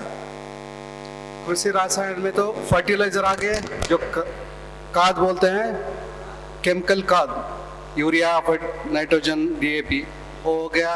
और उसके बाद क्या आता है? पेस्टिसाइड्स यानी कीटनाशक, जो दवा आते हैं। तो हम लोग ज़्यादा से ज़्यादा एग्रो केमिकल्स यही यूज़ करते हैं, या पोषक तत्व के प्रबंधन के लिए या कीट बीमारी के प्रबंधन के लिए। तो पहले ग्रीन रेवोल्यूशन जो था, हरी क्रांति, उससे पहले तो एग्रो केमिकल्स जो रासायनिक है, कृषि रासायनिक तो नहीं थे। उसके बाद जो ग्रीन रेवोल्यूशन आया, हरी क्रांति आया, उसके बाद ही ये चीजें आ गए। लेकिन हम आप पूछ रहे हैं कि ये वरदान है कि या श्राप है? कोई बोल सकता है कि हमारे लिए वरदान है या श्राप बन गया। ठीक है, देखिए, कोई साइंस जो विज्ञान है उसको सही तरीके से सही समय पे प्रयोग करना है, तभी हमको वो वरदान बन सकता है। लेकिन हम आजकल क्या कर रहे हैं कि जो भी फर्टिलाइजर हो या पेस्टिसाइड्स हो, हम लोग अंधाधुंध प्रयोग कर रहे हैं। जो रेकमेंडेड डोज है उसको कोई फॉलो अपनाता नहीं, क्योंकि वो सोचता है कि ज़्यादा डालने से ज़्यादा उपज आएगा, या ज़्यादा जो पेस्टिसाइड्स है उसको डालने से क्या लगता है कि जल्दी कीड़े ख़त्म हो जाएगा। लेकिन लोग ये नहीं सोच रहे हैं कि हम अपने आप को ख़त्म कर रहे हैं। जो आप मिट्टी में जो जहर डाल रहे हैं, जो पैदावार के लिए जो आप एग्रो केमिकल्स जो विशेष जो यूज़ कर रहे हैं, उससे क्या हो रहा है? इनडायरेक्टली हम लोग ही उसको खा रहे हैं और परिसर पे असर भी बहुत पड़ रहा है इससे। तो हम ये नहीं बोलेंगे कि आप कुछ केमिकल को यूज़ ही नहीं करना है, लेकिन जानकारी भी जरूरी है कि कब कितना मात्रा में, कब किस समय पे डालना है और क्यों डालना है। और बहुत लोग किसान भाइयों को वैज्ञानिक तरीका नहीं बताया। क्यों? क्योंकि आप लोग, बहुत लोग खेती तो करते हैं, लेकिन उसके पीछे जो है वैज्ञानिक जो चीज़ें जुड़े हैं उसको आप जानना भी जरूरी है।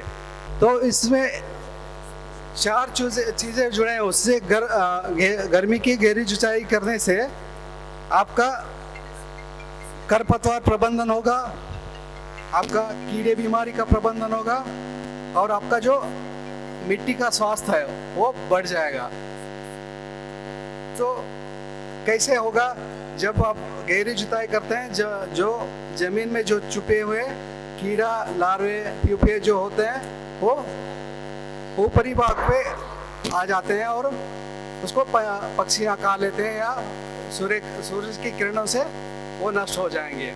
और वैसे ही खरपतवार का भी, उसका बीज भी ऊपर आ गया, वो भी नष्ट होता है। और जब बारिश आता है, वो मिट्टी में ज़्यादा पानी, जल, वायु का ज़्यादा बहता है, तो इससे क्या होगा? मिट्टी का स्वास्थ्य भी बढ़ गया। तो हम लोग अभी पेस्ट जो आपके फसल को नुकसान पहुंचाने वाले बीमारियों, कीड़ों को प्रबंधन करने के लिए अभी तो रासायन ही ज़्यादा यूज़ कर रहे हैं, लेकिन पहले ज़माने में बिना रासायन भी होता था। आजकल हम उसको भूल रहे हैं। तो हमारा टॉपिक है IPM, सुने आप लोग? IPM, INM, IWM, इंग्लिश में होता है इंटीग्रेटेड पेस्ट मैनेजमेंट या न्यूट्रिएंट मैनेजमेंट या वीड मैनेजमेंट। तो हिंदी में होगा एकीकृत नाशीजीव प्रबंधन, एकीकृत पोषक तत्व प्रबंधन, एकीकृत खरपतवार प्रबंधन। इसका मतलब क्या है? इसमें एक से अधिक तरीकों को मिला के आपका कीड़ा हो बीमारियों को प्रबंधन करना है। कि इसका मतलब है कि आप प्रबंधन करना है, आप सभी कंट्रोल नहीं कर पाएंगे, क्योंकि उसका कीड़ों का बीमारियों का संख्या को गिराना है। मतलब आपको फसल में नुकसान नहीं पहुंचाना, वो रहना भी है लेकिन उससे आपका फसल को नुकसान भी नहीं होना है। तो आर्थिक क्षति से नीचे उसका संख्या रखना है। तो उसमें क्या करना है? आप एक से अधिक तरीकों को अपना के करना है, तभी आपको लाभ भी मिलेगा और परिसर पे दबाव जो रासायनिक का वो भी कम होगा। तो आईपीएम में 4 घटक आते हैं, एक व्यवहारिक विधि, यांत्रिक विधि, जैविक विधि और लास्ट में रासायनिक विधि। हम लोग आईपीएम में रासायन को लास्ट में रखते हैं क्योंकि हमारा पहला ऑप्शन नहीं हो। पहले एक कहावत है कि स्वस्थ बीज, स्वस्थ भूमि, स्वस्थ फसल को ही जन्म देता है। इसलिए हम स्वस्थ बीज को पहले चुनाव करना है और बीज उपचार भी करना है। उसका बीज उपचार या बायो फर्टिलाइजर से हो या बायो पेस्टिसाइड से हो या केमिकल से हो। बीज उपचार क्यों महत्व है पता है आपको? क्योंकि बहुत सारे कीट बीमारियों जो होता है वो बीज से आ सकता है या आपके जमीन से आ सकता है। तो आप जब बच्चा पैदा होता है तो पोलियो टीका लगाते हैं ना, वैसे ही बीज को भी सुरक्षा का टीका बोलते हैं, बीजोपचार को बोलते हैं बीज का टीका। तो इससे क्या होगा? आपका आगे जाके जो बीमारी आएंगे वो कम हो जाएगा और आपका जो रासायन जो यूज करना है उसमें भी कम हो जाएगा। जब आप बीज उपचार करते हैं तो 2 ग्राम प्रति किलो बीज के लिए केमिकल हो या ट्राइकोडर्मा बायोपेस्टिसाइड्स हो, उसका मात्रा बहुत कम होता है। 1 किलो बीज के लिए सिर्फ 2 ग्राम पड़ता है। वही आप बिना बीज उपचार किए भी हैं बोए तो जो बाद में जो रोग आता है उसके प्रबंधन के लिए बहुत सारे केमिकल भी डालना पड़ता है, अब खर्चा भी ज़्यादा करना पड़ता है, लेबर का कास्ट भी ज़्यादा आ जाता है। तो इससे अच्छा है कि बीमारियों आने के पहले ही हम सोच के उसको नियंत्रित करें, बीज उपचार अवश्य करें और उसके बाद आप भूमि शोधन भी कर सकते हैं। और आप फसल चक्र भी अपनाना जरूरी है क्योंकि एक प्रजाति का ही फसल बार बार नहीं बोना है। उससे क्या होता है कि कीड़े बीमारी जो उससे जुड़े होते हैं वो उसमें रहते हैं, बार बार आपका ज़्यादा नुकसान करता है।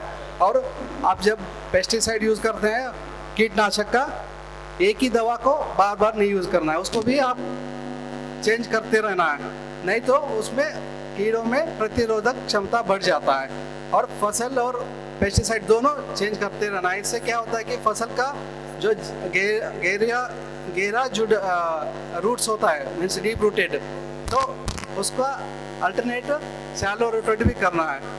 तो इससे क्या होता है कि पोषक तत्वों का भी समस्या नहीं होता है क्योंकि गहरी जो तना होता है वो नीचे से पोषक तत्व लेता है और छोटे वाले तना वाले ऊपर रही भाग से, तो पोषक तत्व का भी उसमें हल हो गया। और दलहनी और सीरियल्स और पल्स के साथ भी रोटेशन करना है। इससे क्या होता है कि आपके अपने आप कीड़े बीमारियों का संख्या कम हो जाता है। और मैकेनिकल जो विधि यांत्रिक विधि बोलते हैं उसमें आता है कि yellow sticky trap, blue sticky trap और लाइट ट्रैप्स।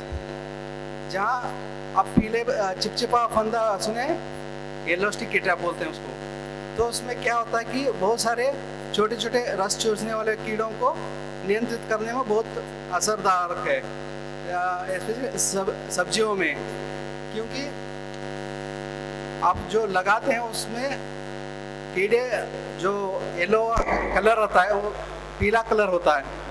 ये पीला कलर ही क्यों होता है? क्योंकि बहुत सारे कीड़े कुछ रंग के आकर्षित होते हैं, तो बहुत सारे कीड़े ये पीला कलर को बहुत आकर्षित करके आते हैं, तो इसलिए हम पीला कलर ही यूज़ करते हैं उसमें। इससे क्या होगा कि जो रस चूसने वाले कीड़े हैं, सफ़ेद मक्खी, ट्रिप्स आता है, लीफ माइनर आता है, माऊ आता है, तो उसका जब वो येलो स्टिकी टैप लगाएंगे उसका संख्या गिर जाता है।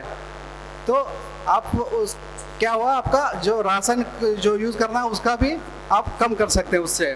और आप खुद ही वो येलो स्टिकी टैप बना सकते हैं, आपके घर में आप बना सकते हैं। एक टीन का डिब्बा लीजिए, उसमें पीला कलर चारों तरफ लगा दीजिए और उसके ऊपर ग्रीस, वो सफ़ेद ग्रीस आता है वो लगाइए, नहीं तो वैसलीन हल्के से एक लेयर लगा दीजिए चारों तरफ। और उसके बाद आप खेत में फसल के थोड़े ऊपरी बैग में आप लकड़ी की सहायक से लगा दीजिए। तो इससे क्या होता है कि आपके रस चूसने वाले कीड़े हैं जब उड़ते हैं तो उसमें चिपक के मर जाते हैं। तो इसका क्या हुआ, उसका संख्या हम गिरा दिए। तो संख्या गिरा देने से क्या हुआ, ऑटोमेटिक आपका फसल का नुकसान भी कम हो जाएगा और जो इसमें जो केमिकल डालना है उसका भी मात्रा कम हो जाएगा। और इसके बाद आता है फेरोमोन ट्रैप्स। फेरोमोन ट्रैप्स सुने आप? जो इसमें अभी आ रहा था कि फेरोमोन ट्रैप्स वाला चित्र आए तो दिखाएंगे। उसमें क्या होता है कि परिसर में जो है कीड़े नर और मादा नर को अट्रैक्ट करने के लिए एक रासायन छोड़ता है। तो उस रासायन को पकड़ के नर आके उससे मिल के अंडा या बच्चे पैदा करते हैं। इसी चीज़ को हम आर्टिफिशियली बनाते हैं। उसको वो जो रासायन निकल रहा है उसको ही बना के लैब में उसमें डाल देते हैं, तो उसको फेरोमोन ट्रैप्स होते हैं। वो हर कीड़े के लिए अलग अलग रासायन होता है। तो इससे क्या होता है कि जब खेत में आप लगाएंगे फेरोमोन ट्रैप्स, तो जो नर है उसका स्मेल जो केमिकल था उसको पकड़ के आ जाएगा। जब वो आएगा उसमें फंस के वो मर जाएगा। तो क्योंकि उसमें दवा भी रहता है, उसमें फंसने के बाद वो मर जाएगा। इससे क्या हुआ, जो नर और मादा मिलके अंडे बनाना था वो नहीं हुआ, क्योंकि जो नर था इसमें आके फंस के मर गया। और एक कीड़े 100 से ज़्यादा अंडे भी देता है, तो एक कीड़ा भी कम हुआ तो 100 अंडे कम हो गया। तो ये इसी सारे चीज़ें हैं कि किसान लोग भी आजकल वैज्ञानिक तरीका अपनाना पड़ रहा है, क्योंकि आप लोग तो खेती कर रहे हैं लेकिन वैज्ञानिक तरीका अपनाना है, तभी आपको भी कम खर्चे में ज़्यादा उपज मिल सकता है और परिसर का भी स्वास्थ्य रख सकते हैं, हमारा भी स्वास्थ्य रख सकते हैं और आगे आने वाली पीढ़ी के लिए भी अच्छा मौसम और अच्छा परिसर दे सकते हैं। तो धन्यवाद। कार्यक्रम को आगे बढ़ाते हैं और हमारे आज के आखिरी स्पीकर है doctor Ajit Kumar Srivastava sir, subject matter specialist horticulture, Mahayogi Gorakhnath Krishi Vigyan Kendra से। सर बताएंगे बेस्ट आईपीएम प्रैक्टिसेस के बारे में। तो गौर से सुनना है, आखिरी सवाल आपसे पूछा जाएगा, जो भी सही जवाब देंगे उनको कुछ इनाम दिया जाएगा।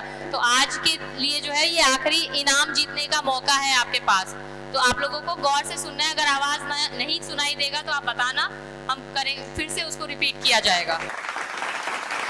कीटनाशकों के सुरक्षित और विवेकपूर्ण उपयोग व एकीकृत नाशी जीव प्रबंधन विषय पर किसान गोष्ठी पे सम्मानित मंच एवं उपस्थित हमारे अन्नदाता कृषक बंधुओं, मैं आज डॉक्टर अजीत कुमार श्रीवास्तव आप सभी का इस कार्यक्रम में स्वागत एवं अभिनंदन करता हूं अपनी तरफ से एवं महायोगी गोरखनाथ कृषि विज्ञान केंद्र की तरफ से एवं अपने गुरु गोरखनाथ सेवा संस्थान गोरखनाथ मंदिर की तरफ से एवं हिंदुस्तान HIL जो कार्यक्रम का आयोजक है उसकी तरफ से आप सभी का हार्दिक स्वागत एवं अभिनंदन करता हूं। जो आज का विषय है एकीकृत नाशी जीव प्रबंधन, या इसको शॉर्ट में हम लोग IPM बोलते हैं, इंटीग्रेटेड पेस्ट मैनेजमेंट। तो मैं सबसे पहले ये आपको बताना चाहूँगा और ये महत्वपूर्ण चीज़ है कि हम जिस विषय के लिए आज एकत्रित हुए हैं वो विषय ही क्या है, IPM है क्या। तो आईपीएम जानने के लिए कि इसका जो फुल फॉर्म है, जिसका पूरा नाम है एकीकृत नासी जीव प्रबंधन। तो एकीकृत का मतलब है एक साथ मिलके, कोई अलग अलग नहीं, एक साथ मिलके जो नासी जीव हैं। नासी जीव का मतलब इसमें आपके कीड़े मकोड़ों से लेकर आपके जो भी चिड़िया है, तोता है, बंदर है, ये सारी चीजें नासी जीव में आ जाती हैं। इसका जो पेस्ट है, पेस्ट का मतलब होता है, दो चीजें होती हैं, इंसेक्ट और पेस्ट, कीड़े मकोड़े और अदर देन कीड़ा मकोड़ा। ठीक है, तो पेस्ट कीड़ा है क्या? सबसे महत्वपूर्ण चीज है कीड़ा है क्या। आप किसको कीड़ा कहेंगे? तो कीड़ा वही होता है जिसके एक जोड़ी आगे की श्रृंगिकाएं, दो जोड़ी पंख और तीन जोड़ी जो हैं वो पैर होते हैं। हम उसी को कीड़ा कहते हैं। एक, दो, तीन, एक जोड़ी श्रृंगिकाएं आगे के, जिसको एंटीना बोलते हैं।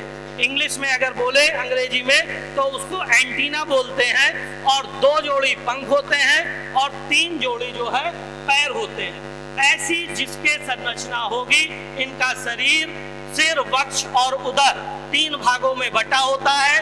हेड, थोरैक्स एंड एब्डोमेन तीन भागों में बटा होता है। उसको हम इंसेक्ट बोलते हैं, कीड़ा बोलते हैं। और जो सबसे पहली चीज है वो बताया मैंने इंग्लिश में एंटीनी। आप लोग एंटीनी से मतलब एंटीना समझते हैं। जो आज के समय में तो जहाँ डिश का युग आ गया है, वहाँ पे एंटीना का कोई यूज नहीं है, लेकिन जब हम लोग छोटे थे तो एंटीना का बहुत यूज होता था। और हमारे ख्याल से इसमें लगभग 75% लोग एंटीना को जानते होंगे। एक समय हुआ करता था जब हमारे घरों में वो डब्बे वाला टीवी होता था और उसमें एंटीना लगता था, और एंटीने में जब कनेक्शन जो उसका पिक्चर नहीं आती थी तो उसके लिए घर में 3 लोग लगते थे। एक छत पे चढ़ जाता था, एक बीच में रहता था और एक टीवी के पास। क्या है? पूछता था भाई आया, दूसरा कहता था हाँ, थोड़ा थोड़ा आया, और घुमाओ और हिलाओ, थोड़ा दाएं करो, हाँ हाँ आया, हाँ हाँ आ रहा। तो वही एंटीना। एंटीने का मतलब कि उसकी वेव्स, उसकी चीजें, उसके जो गुण है वो सारे आए। तो कीड़ा क्या करता है?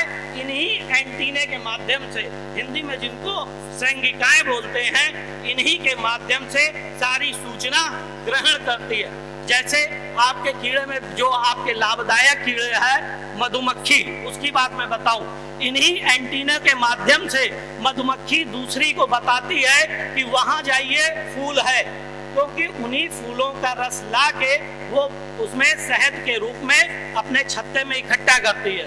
तो एक बात तो ये क्लियर हो गई कि कीड़े के लिए कीड़ा में एक जोड़ी एंटीनी, 2 जोड़ी पंख और 3 जोड़ी पैर होंगे, वही कीड़ा है। इसके अलावा जो है वो हमारा कीड़ा नहीं है, अदर देन कीड़ा है। लेकिन क्या है? नासी जीव है। नासी जीव मतलब खेत को, फसल को जो भी नुकसान करेगा, नासी जीव है। अगर आपका पड़ोसी भी आपकी फसल को खराब कर रहा है तो वो भी आपके लिए क्या है? नासी जीव है। अगर आपकी फसल को खराब कर दे रहा है तो कुल मिला के ये नासी जीव है। और प्रबंधन, तीसरा शब्द होता है प्रबंधन। प्रबंधन मतलब कि कैसे हम उस नासी जीव को बचाएंगे, कैसे हम अपनी फसल की सुरक्षा करेंगे, उसका प्रबंधन करेंगे। तो पूरा मतलब हुआ एकीकृत नासी जीव प्रबंधन। मतलब सारी विधाओं को हम एक साथ मिला के नासी जीव, हमारे जो जीव हैं, उनसे फसल से सुरक्षा करना। तो ये तो बात हो गई आईपीएम की, एकीकृत नासी जीव प्रबंधन क्या है। अब बात आती है कि उन नासी जीवों का हम प्रबंधन कैसे करेंगे। अब प्रबंधन के लिए जो चीजें हैं वो हम शुरुआत से करेंगे। शुरुआत से मतलब हम जमीन के स्तर से करेंगे। जमीन के स्तर से इसलिए कि जैसे हम फसल कहाँ पे बोते हैं? जमीन पे। तो उस जमीन की जब तक कीड़े और मकोड़ों का रहने का स्थान कहाँ है? या तो पेड़ पे हैं, अन्यथा जमीन पे हैं। तो उस जमीन का हम शुरू में, जैसे हमारे पर कहा जाता था कि गर्मी की गहरी जुताई, ठीक है, गर्मी की गहरी जुताई अत्यंत आवश्यक है। वो इसलिए कि जो हमारे कीड़े हैं उनकी मादाएं जो हैं वो अंडे कहाँ देती हैं? जमीन में घुस के। अब जब गर्मी की गहरी जुताई होगी तो वो अंडे सब बाहर आएंगे, अंडे इधर उधर हिले डुलेंगे, और जब ज्यादा हिले डुलेंगे तो कुछ के भ्रूण उसी में मर जाएंगे, अन्यथा जब ऊपर आ जाएंगे तो गर्मी से मर जाएंगे। और नहीं तो कुछ कीड़े ऐसे हैं हमारे जो उन अंडों को ही खाते हैं। तो एक तरीका ये हो गया कि हमारे उन कीड़ों के हम बच्चे और अंडों को ही नष्ट कर देंगे, तो हमारा शुरुआत हो गई, कीट प्रबंधन की शुरुआत हो गई। हमारा जो कीड़ा है वो वहीं से एक उसकी जनसंख्या कम करना हम लोगों ने शुरू कर दिया। अब दूसरी बारी आई कि जब हम उसका गर्मी की गहरी जुताई इसलिए आवश्यक है। दूसरी चीज है जो हम लोग अक्सर आपसे कहते हैं, खेतों के आसपास खरपतवार प्रबंधन। अगर खरपतवार अगल बगल है तो आपके जितने रोग हैं, कीड़े हैं, जब आपकी फसल नहीं रहती है तो वो कहाँ रहते हैं? उन्हीं खरपतवारों में जाके। भाई आपने जब फसल लगाई तो फसल लगाने के बाद ऐसा तो होता नहीं है कि आपने कोई इनविटेशन कार्ड दिया या कोई कहने गया कि आओ भैया आज कार्यक्रम है, वहाँ खाने पीने की व्यवस्था है, चलना है, ठीक है। तो ये तो हो गया कि आपसे निमंत्रण दिया गया, वो आप खाने पीने पहुंच गए। कीड़ों को कभी कोई निमंत्रण नहीं देना पड़ता है, या खरपतवारों को निमंत्रण नहीं देना पड़ता है, वो अपने आप स्वयं आ जाते हैं। तो लेकिन है कहाँ? कहीं ना कहीं तो वो रहते हैं। तो वो दूसरी जो आपकी खरपतवार की फसलें हैं या जो आपने नहीं उगाई हैं उनमें वो रहते हैं। जैसे कि आप अगर कद्दू वर्गीय सब्जी की बात करें, चाहे आपका खीरा, करेला, नेनुआ जो भी है, कुमड़ा, ये आप जब 2 पत्ती की अवस्था में बीज बोते हैं तो उसी समय जो है इनमें 2 पत्ती की स्टेज में एक कद्दू का लाल कीड़ा आ जाता है। आता होगा, जो लोग खीरा करेली लगाते हैं सब जानते होंगे। जब ये एक कीड़ा आ जाता है तो उस समय इसका प्रबंधन अत्यंत आवश्यक है, क्योंकि अगर नहीं करेंगे तो ये कीड़ा करता क्या है कि जितना भी हरा वाला भाग है वो सब चट कर जाता है, और क्या रह जाता है? खाली उसकी नसें रह जाती हैं। वो उसका क्लोरोफिल खा जाता है और पौधा वहीं से हमारा शुरुआत नहीं होता।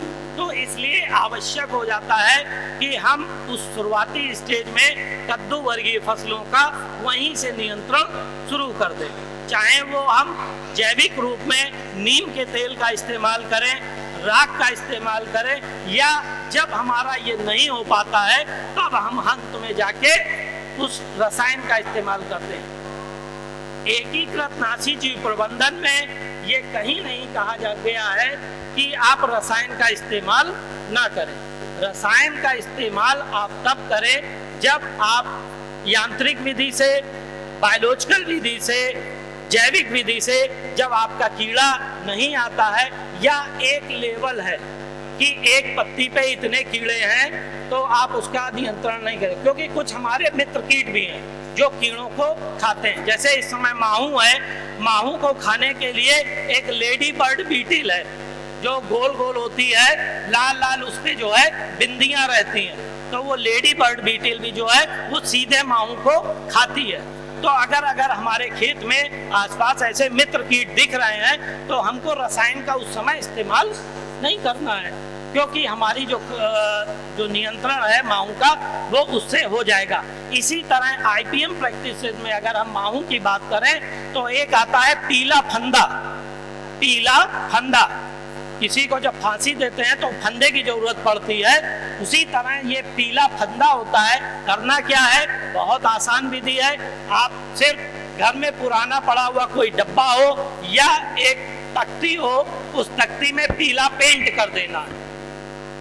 पीला पेंट करके और उसमें कोई भी चिकना पदार्थ, ग्रीस वगैरह लगा के और खेत में आप 8-10 जगह गाड़ दीजिए, तो आपकी जितनी माहू है वो माहू उस पे आके चिपक जाएगी और आपकी फसल को एकीकृत नाशी जीव प्रबंधन के तहत ये आपकी उससे सुरक्षा हो जाएगी पीले फंदे से।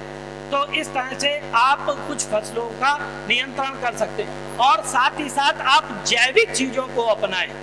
आप चाहें जैविक खेती करें या आज के समय में जो प्राकृतिक खेती का चलन है उससे हम अपनी जमीन भी, मृदा भी अच्छी कर सकते हैं, जिसमें जीवामृत है, घन जीवामृत है और कई चीजें हैं जो कि हमारे केंद्र के वैज्ञानिक हैं डॉक्टर संदीप प्रकाश उपाध्याय जी, वो आप लोगों को उस पर विस्तृत चर्चा भी करेंगे। लेकिन आप जो है एक जैविक कीटनाशी जो है, आप लोग कागज पेन लाए हो, अगर लिखना चाहें तो मैं उस जैविक कीटनाशी आपको बता दूं, आप उसको लिख लीजिए। जैविक कीटनाशी के लिए आपको करना क्या है, एक 10 लीटर का मटका लेना है। जैविक कीटनाशी क्योंकि सबसे बड़ी समस्या वहीं आती है कि कीड़े को आप नियंत्रण करने के लिए हार के रसायन का इस्तेमाल करते हैं। तो आप शुरुआत करें इस जैविक कीटनाशी से। एक 10 लीटर का मटका ले लें, उसमें 5 लीटर गौमूत्र, देसी गाय का गौमूत्र, उसमें आप 5 किलो नीम की पत्ती कुचल के, 5 किलो नीम की पत्ती, 2 किलो धतूरे की पत्ती, 2 किलो मदार की पत्ती, जो सफेद फूल वाला आता है, जंगली उगा होता है, मदार की पत्ती, भांग की पत्ती, 1 किलो करीब भांग की पत्ती डाल दें कुचल के, 100 ग्राम लहसुन। और इन सब में जब देखिए आप कोई चीज बना रहे हैं या जैसे आप अपने घर में किसी को बुलाते हैं तो कुछ ना कुछ जब पहले वो आता है तो कुछ मीठा खिलाते हैं, तो उसी तरह इसमें भी जीवाणुओं की क्रिया होगी। जीवाणु डालेंगे तो उनको शुरू में कुछ मीठा खिलाने के लिए आप इसमें जो है 250 ग्राम गुड़ डाल दीजिए, 250 ग्राम गुड़ और 250 ग्राम कोई भी दलहनी फसल का बेसन डालने के बाद आप इसमें 100 ग्राम खैनी और डाल दीजिए। खैनी सुरती जो होती है उसकी जड़, गांठ कुछ भी मिल जाए, पत्ती, वो डाल के और ऊपर से आप इसमें जब जीवाणु लाना है तो जीवाणु कहाँ मिलेंगे जीवाणु मिलेंगे सबसे ज्यादा बरगद या पीपल के पेड़ के नीचे। अब पीपल के पेड़ और बरगद का इसलिए बता रहे हैं कि ये मत सोचिए कि कोई जादू टोना होता है पीपल के पेड़ के नीचे, तो इसलिए वहां पीपल के पेड़ से लाना है कि साथ में भूत भी ना आ जाए, है ना, वो चीज नहीं है। पीपल के पेड़ के नीचे जो पीपल का वृक्ष है हमारे उस संस्कृत में, इसीलिए उसको सर्वमान्य पूजनीय बनाया गया है। उसका वजह है कि आप उसको काटे ना, क्योंकि पीपल का ही पेड़ एक ऐसा पेड़ है जो दिन और रात दोनों ऑक्सीजन आपको उपलब्ध कराता है। अन्य पौधे जो हैं आपको दिन रात ऑक्सीजन नहीं देते, लेकिन क्या है कि इसकी जड़ों के आसपास हमारे लाभदायक बैक्टीरिया भी उपस्थित होते हैं। तो एक मुट्ठी जो है इस घड़े में वो लाभदायक बैक्टीरिया लाने के लिए वो एक मुट्ठी मिट्टी डाल देंगे तो आपके जीवाणु आ गए। आप जब उसको जीवाणु का एक मुट्ठी डाली दिए, उसके शुरुआत में आने के लिए आपने मीठे के लिए गुड़ डाली दिया है कि भाई साहब आइए कुछ अपनी ताकत बढ़ाइए, है ना, मीठा पान करिए। अब वो मीठा खा के थोड़ा हष्ट-पुष्ट होंगे, अपनी संख्या बढ़ाएंगे। उसके बाद और खाने पीने के लिए आपने बेसन डाली दिया है, चाहे वो पकौड़ी समझ के खाएं या कुछ अन्य समझ के खाएं। तो खाने के बाद वो अपनी क्रिया शुरू करेंगे। क्रिया यही करेंगे कि उस चीज को सड़ाएंगे। सड़ाने के समय आप उस पे क्या है कि उसको सफेद कपड़े से या अंगोछे से बांध दीजिए, किसी भी कलर का हो, लेकिन ऐसा हो कि हवा आती जाती रहे, सूती कपड़ा हो। जब ये सूती कपड़ा रहेगा, हवा आती जाती रहेगी, हवा की उपस्थिति में ये जो हमारे जीवाणु हैं ये उस चीजों को सड़ाएंगे।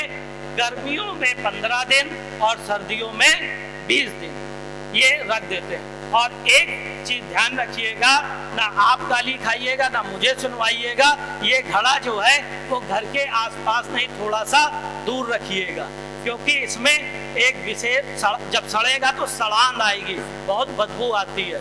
तो इस बदबू घर के पास ना आए और घर में आपको कोई चार बात ना सुनाए कि कहाँ से सीख के आए थे, पूरा घर बदबू से भर दिया, है ना।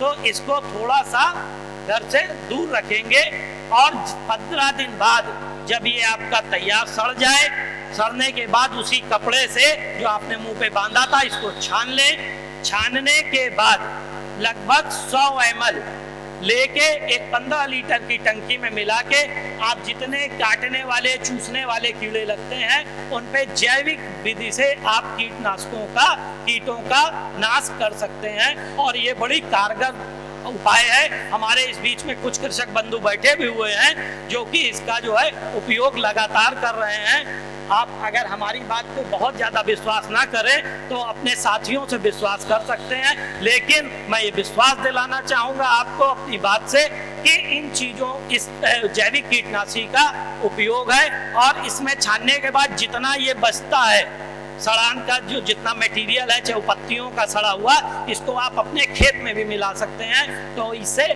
भूमि का शोधन भी हो जाता है, जमीन में जो कीड़े हैं वो भी नहीं आते हैं।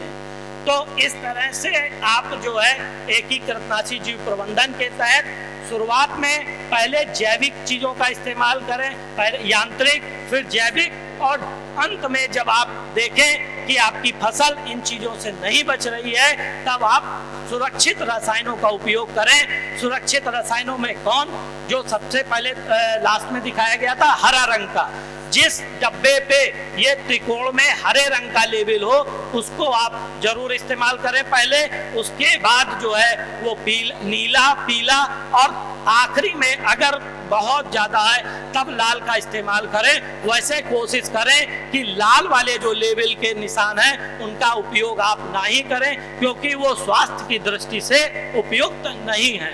मैं इन्हीं सब आपके आशीर्वाद को लेते हुए इन्हीं शब्दों के साथ अपनी वाणी को विराम देता हूँ। जय हिंद, जय भारत।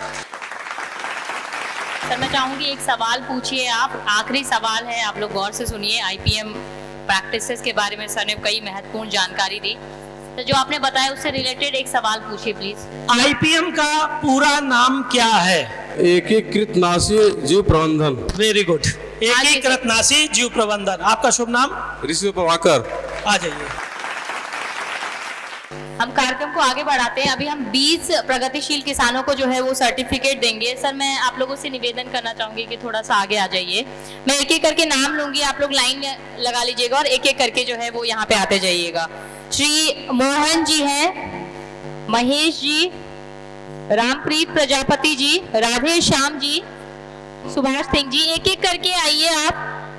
रामजीतन सिंह जी, अशोक यादव जी, प्रेमशीला जी, राम नरेश सिंह जी, राम निवास जी, शिव पूजन यादव जी, अमरनाथ यादव जी, नीतीश कुमार जी, रामकृष्ण यादव जी, देवेंद्र सिंह जी, बबलू यादव जी, दुर्गा सिंह जी, श्री राम जी, श्री मोहन जी, महेश जी, रामप्रीत प्रजापति जी, राधे श्याम जी, सुभाष सिंह जी, रामजीतन सिंह जी।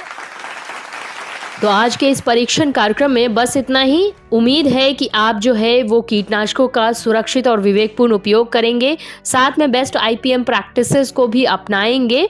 और जो भी किसान जो है वो कोई अगर समस्या है आपको, अगर हमसे जुड़ना चाहते हैं तो हमसे जुड़ सकते हैं। हमारे व्हाट्सएप नंबर पर आप अपनी समस्या भेज सकते हैं। हमारा व्हाट्सएप नंबर है 9953218363। तो फिलहाल आज के इस चौपाल में बस इतना ही। मुझे दीजिए इजाज़त, आप बने रहिए हमारे साथ और देखते रहिए ग्रीन टीवी। नमस्ते।